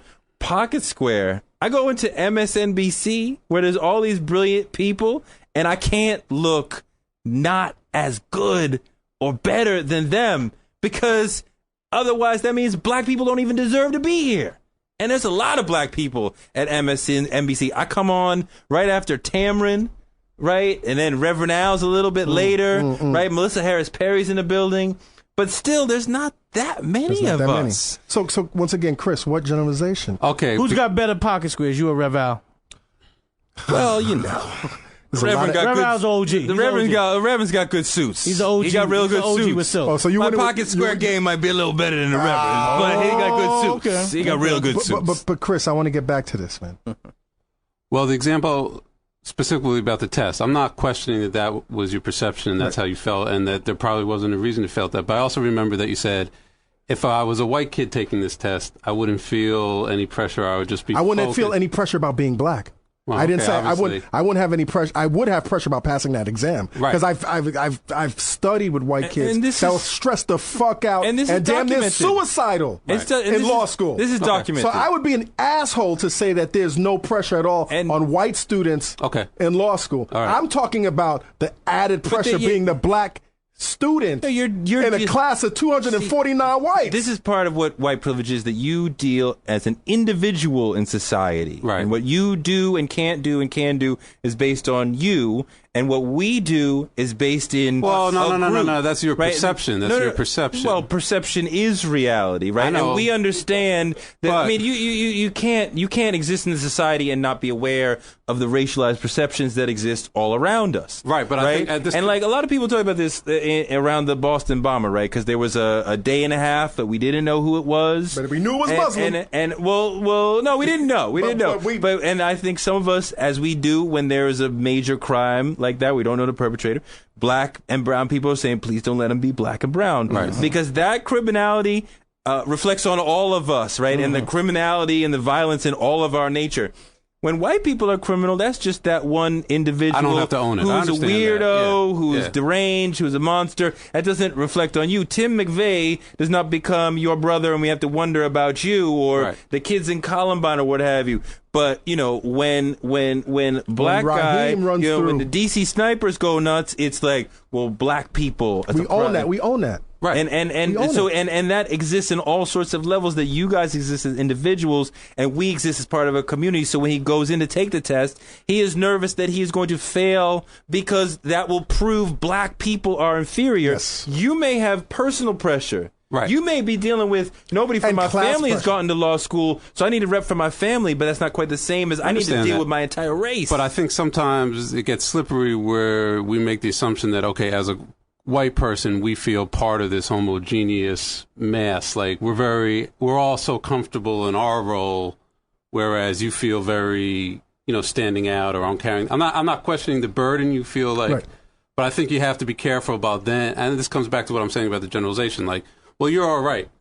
It's true. I don't have to carry that specific burden, and I don't question the weight of that burden compared to, but there are other things going on, and of course. This white guy. We're human. Everyone's saying, "Oh, see, it was a white guy in Boston." I'm telling you, those Czechnian guys did not see themselves as white guys. I don't know this for a fact. I would bet my last dollar they don't see themselves as white guys. Right. They were foreigners who spoke Russian, who were Muslim, who had curly, dark hair. They are from the Caucasus Mountains. Well, yeah, right. They are as Caucasian but what I'm as saying it gets. is, if you had told those guys before that event that they were white guys, they would have fought you very hard. I have no question about that. I don't even know what that's worth. Well, they wouldn't say they were black guys, though. They would have identified closer to black guys than white guys. No way. Absolutely. No way. Yeah, I don't know if they might have. Well, let me. They may have identified as outsiders. It doesn't matter what he looked like to you. No, they may have identified personally as outsiders. For right? sure. They're not. They have no relationship to black culture. And it was right? their choice to identify. But they may. But who represents the outside in American culture? No, absolutely. And they black may be culture. like we're. So that's what they're they may going to feel drift like to. we're niggers, but they're not Right. black culture. But once again, it was their choice to make an identification with whatever group they wanted to. Right. But you don't. Do you understand? It's not my choice to identify. But you don't get to just. I see what you're saying. I mean, in a way, you get to choose your racialization, right? Barack Obama racializes as a black person, not as a mixed person. Right. But in a way, society imposes it on you by what they see. Right. And especially if you're not racially ambiguous, as Prince was racially ambiguous, so he was able to fudge it and say, well, I'm mixed. Believe in me as mixed. So we dealt with that because that's what we... these bombers, they weren't, right? I mean, they look white to everybody who encountered them. They are European. So I don't know that the kids around them were asking them, are you white? Are you... They know. But again, white. Europe. What's white? What's white? Is it preppy? Is it waspy? No, a waspy... People who descend from Europe. Those guys are not in my. I mean, we're splitting hairs Eurasian. a little bit here. Not really. They're Eurasian. But I think it speaks to the larger point. It speaks to the larger point. Certainly, when they came here, they certainly accepted the privilege and the designation of what white was. Yes. Who knows what white is? Right. But it's the shit that you want on your motherfucking resume. Yes. I mean, part of the thing is that guy's name was not looking good on anybody's resume. Timberlands. Those guys were not getting hired. Those guys were not getting hired. But once again, that was his name, and once again, we've seen people in that situation change their name, and then he did. The younger guy did change his name because his real name was two other. Right. His real language was but two he other. had the option. They had the option. They were on the fence. They had the option. But I think part of the reason they feel, I'm not trying to obviously make excuses for these guys, but I feel part of the reason they felt so disassociated from American culture is because they felt they didn't have that white privilege that you see them having. And once again, regardless if someone accepts white privilege is or not something that it's not like a card that you can choose to pull out or not. But that's how it sounds in these conversations. It is it's something you automatic. carry with you without even being aware of. Absolutely, it is automatic. I totally agree. You get the benefits of it without trying. I walk to into a room, people assume that I'm going to do a good job at what I'm doing. It's interesting. The Help was the horrible, horrible piece of shit movie, right? Okay. But it's instructive in this conversation in a very small way. The main character was actively anti-racist, right? Okay. She spends the whole movie fighting against racism, right? But she gets her job as a writer based on white privilege, even though she has no writing experience. She's so green that she uses a rejection letter as a recommendation letter. Right. She doesn't know how to do the job, as she immediately goes to the black woman and says, how do you clean something? Help me write this column. Right. The black woman was actually qualified for it, but there's no question she's not even being considered for the job. This dumbass white girl who doesn't deserve the job gets it immediately, but she's using her white privilege to attack white supremacy. So she can be anti-racist and still benefit from white supremacy and white privilege. Yeah, I mean, look, history is littered with examples of this. Our lives are littered with examples of it. It's a reality every second of every day. But, I think getting back to that original point, this is something that Pete and I have talked about Two is, as white guys in the hip hop world, we probably don't feel that white privilege or the sense of having it open as many doors. Now, your perspective looking at us might be different, but it's like... And your perspective looking at me, I guess, as an Ivy League attorney and this and that, you're like, what obstacles did Reggie have to go through? You had obstacles to go through. Yes. I don't question that for a second. I mean, for me personally, as Chris Morrow, I feel it always comes back to class in America. That's just my thing. Class, yes. You had to fight the class battle, and the race battle on top of each other. And I think that's... Still, always. But... I don't know, to get back to the examples of, what generalizations, I don't know. But it comes back to this idea as white culture as a monolith culture. When when you're in it, you don't really necessarily feel that. Especially if you're me or Pete, living the lifestyles we live in the world we live. I felt disconnected from it. Father's family was Irish. My mother's family was Jewish. They went to war together. We had all sorts of issues within our family. I certainly never felt like part of any... quote unquote, and we've spoken about that. It's interesting that you come from two oppressed white communities. Well, the Jews might not even consider themselves white, but that's another discussion. Yes, absolutely. That's a much more complicated discussion. Almost like the check news. Which is great, right. Which is great that but, I'm white, but I'm not white. Like, that's awesome. But that Jews play both sides of the fence. Right. Jews play white when it's to their advantage. That's awesome. And then Jewish people, Jewish. You're making an excellent point that there is a way that you benefit from white privilege and a way that you are special or different from the group of American white people. Right. My father was working class Irish Protestant. If you told him that he was the same as the waspy descendants of the Mayflower, he would fight you because he always felt that he was under the thumb of those people. And I was raised to... But he was definitely not fucking with that black bullshit. No, he wasn't. Not at all. There was not a lot of fucking with black bullshit. Can I remind you about something about the Sarnaya brothers? Yes. Okay. They are losers. They are losers. They are losers. Why did they do this? Because they are losers. Listen, anything else? I love Uncle Rulon. This has been a marathon. We don't need a marathon episode. The only thing I'm going to ask marathon. For That's bad. I'm sorry. Next he's gonna. Let's go back to ground zero. No. What you said tonight, Combat. Even though I feel like me and you have jumped hurdles and really in a sense of our respect for each other. Right. But what you said tonight is something that I really never have heard from Touré. Like in a sense of Reggie was just saying before about how, there's fucked up black people and there's good black people. There's fucked up white people. And I think that was my whole point to you the first time. And you were like, no, because just now you just said this dumb-ass white girl gets there. Like, why are these people referred to as that?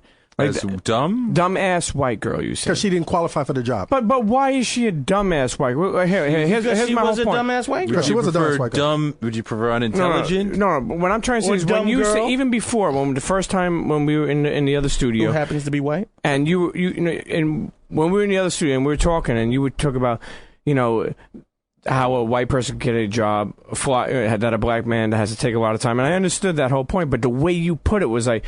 And then you see this like white guy coming in. It's like you're so much better than him, and it's like I'm talking to Touré, right. and I'm just saying like I don't understand why you bash it like that because go ahead, Reg, because I you love talking about race. Go ahead. I just think the last time, man, you were extra sensitive, man. Not you know what I'm scared about. This is what I'm scared about. Anybody who knows me, and I'm talking about in any culture, knows how I carried myself all these years. I'm just a real individual. You're all real individuals. No, I'm not saying nobody's not. Meaning, like, I was never for that racist stuff, and I was never for... I mean, I grew up a lot around it. I told you when I grew up in Coney Island, then I moved to Bensonhurst. But nobody said you were racist. I'm not trying to fight with who I am, but I worry about people like for instance, like... You are racist. No, in our culture, especially listen, in hip-hop, especially in hip-hop, you'll see a lot of people that are black. Like I have had plenty of black friends that have told me, like, yo, that's some stupid white people shit like that. Well, rank on white people where they don't even think I'm white anymore. It's like... When you were in prison, did you get kicked in the head? No, I didn't do kicking. No, but I mean, like, there's bigger people than Mike Tyson and everybody. I come from a very good neighborhood. Are you high right now? What are you talking about? Are you? Get to the point. Stop being a dick. I don't understand. What the fuck? At this moment, I don't understand. Get to the point. I don't hear lines of thought. I hear Pete is special. Casket. Pete's special. What? Special bus special? No. He's saying if is his mic on? Yeah. Okay. You couldn't as casually say, "Oh, that dumb black chick couldn't get a job." The way you could casually in this space say, if there was a situation within a piece of art where there was a clearly unintelligent black female, I would say that. I mean, all right. Do you feel? Forget about it. Instead of wasting more time, because to be honest with you, let's wrap this up. I don't even want to talk to you anymore. And this is great. I would. I don't want to talk to you anymore, but I want to. No, but I want to hear. I want to hear what you had to say about this. Is there good white people and bad white people? Is there fucked up black people? Is there good black people? Are you you going? Already know the answer to that. He has never told me that. You have you. But you already know the answer to that. Combat. He has never told me that. But I mean, this is elementary. It's elementary. You ever hear the way? Listen. I'm racist against a lot of people. There you are. Yeah, you know who I'm racist against? Don't start with Don't start with the name. But I don't sit here. Wait, what was he gonna say? No, you don't. No, we've been down this. Please. No, but what was he gonna just say? Let that go. Touré. But I haven't been there. Trust me. Let it go. Let it go. Say? We got to wrap this up. Let it go. Let it go. What was he gonna say? Dream them dreams. No. Just answer the question. Wait, but what was he gonna say? Dream them dreams. Yeah. And then man up. Who's he racist against? Well, you're not racist against anybody? No. I would say you're racist against white people. Hey, first of all, hold on. You are. Touré can't be racist. Are you he racist can be a against bigot. Asian people? Is that what No, you're He's a bigot. And Pete, you're actually Who are you going to say you're also. racist against? You're not against you. You're a bigot. All right, this is all right. Right. Listen, this is the part that we cut out. Yeah, listen, part was... Touré, you've been a great guest. You can't answer it. You can't answer it. You didn't ask a question. I asked you if there was good white people and there was good. Give him that. No, you don't have to give me. You never have said that. Like in the sense of my whole argument before was like, yo, maybe that's all white people aren't the same. Touré, all black people aren't the same. There's good. There's white. There's good. There's bad. People? Yes. Are there bad white people? Yes. Are there good black people? Yes. Are there bad white people? Yes. Bad black people. Yes. There you go. But he ain't saying it. He's saying it like a smirk. You know? That's what you want to do. That's the dumbest question I've ever been asked. Because you're not saying it to people. But it's the dumbest question imaginable. Internet. Oh my God, this has been a great episode. Internet. +1. You're not going to hear the whole Are fucking there thing. bad Native Americans? Yes. No. They're not. No. There's not enough left to have bad ones. You can't say that. Internets. You can't say that. When you think it's already all Native Americans are good people. I think they're American Indians now, by the way. I think they're American Indians. I'll tell you one thing. Indians? They become Indians. No, I think that the name that they want to be going by now is American Indians. Really? I think that's where they're as opposed to they're natives. going back on that. As opposed to yeah. I actually was in D.C. I mean, I was in D.C. recently, but I remember seeing the museum 6, 7, 8 years ago, the Museum of the American Indian. Yes. And I remember talking to somebody about that's what they're going by. Okay. Shout out to them. So what happens to people from India that are living in America? They are Indian Americans. That's a good question. Okay. Touré. As AKA. Charlize Theron is African American. That's right. She is African American. Listen, unlike yourself, internets, who's never been to Africa. Internets, please run out I don't fuck and with get Africa. Touré's book, Prince, I Would Die For You, Why Prince Became an Icon. You can actually catch him on MSNBC. 3 o'clock. 3 o'clock. Every day. Every day. Touré, you've been a great guest. Hey, man, it was fun. And I look forward to seeing you again and again. I know this has been a very long episode. It's never really ever like this, but you're a special guest. We had fun. Pete, any last words for Touré? No, I just hope that one day you guys can get along. Nah, I really don't have anything against him. When someone's an asshole, you just let them move on. Okay. I'm handicapped, right? I mean, I fucked with Touré. Yes. I fucked with Touré. No longer white Touré? No. We've changed it. What are we going with now? Jack and Jill Drop. He will forever Yes, be. indeed. In my book, I'll rock he with will that. forever Pocket be Square white Touré. Touré. I'll rock with have a that. bunch. Can we go to have a Pocket bunch. Square? I can 'Cause roll with that. He doesn't like the white Touré. I don't care. I don't care what he's like. I'm not here to S-curl like what he Touré? likes. S-curl Touré? But that's not real. It's my natural Listen, hair. internets, you know what time it is, man. I'm not going to go to another segment. Dream them dreams and then man up and live them dreams, because a life without dreams is black and white, and the universe flows in technicolor and surround sound. Wow. Blah. F your radio. F your radio. No man.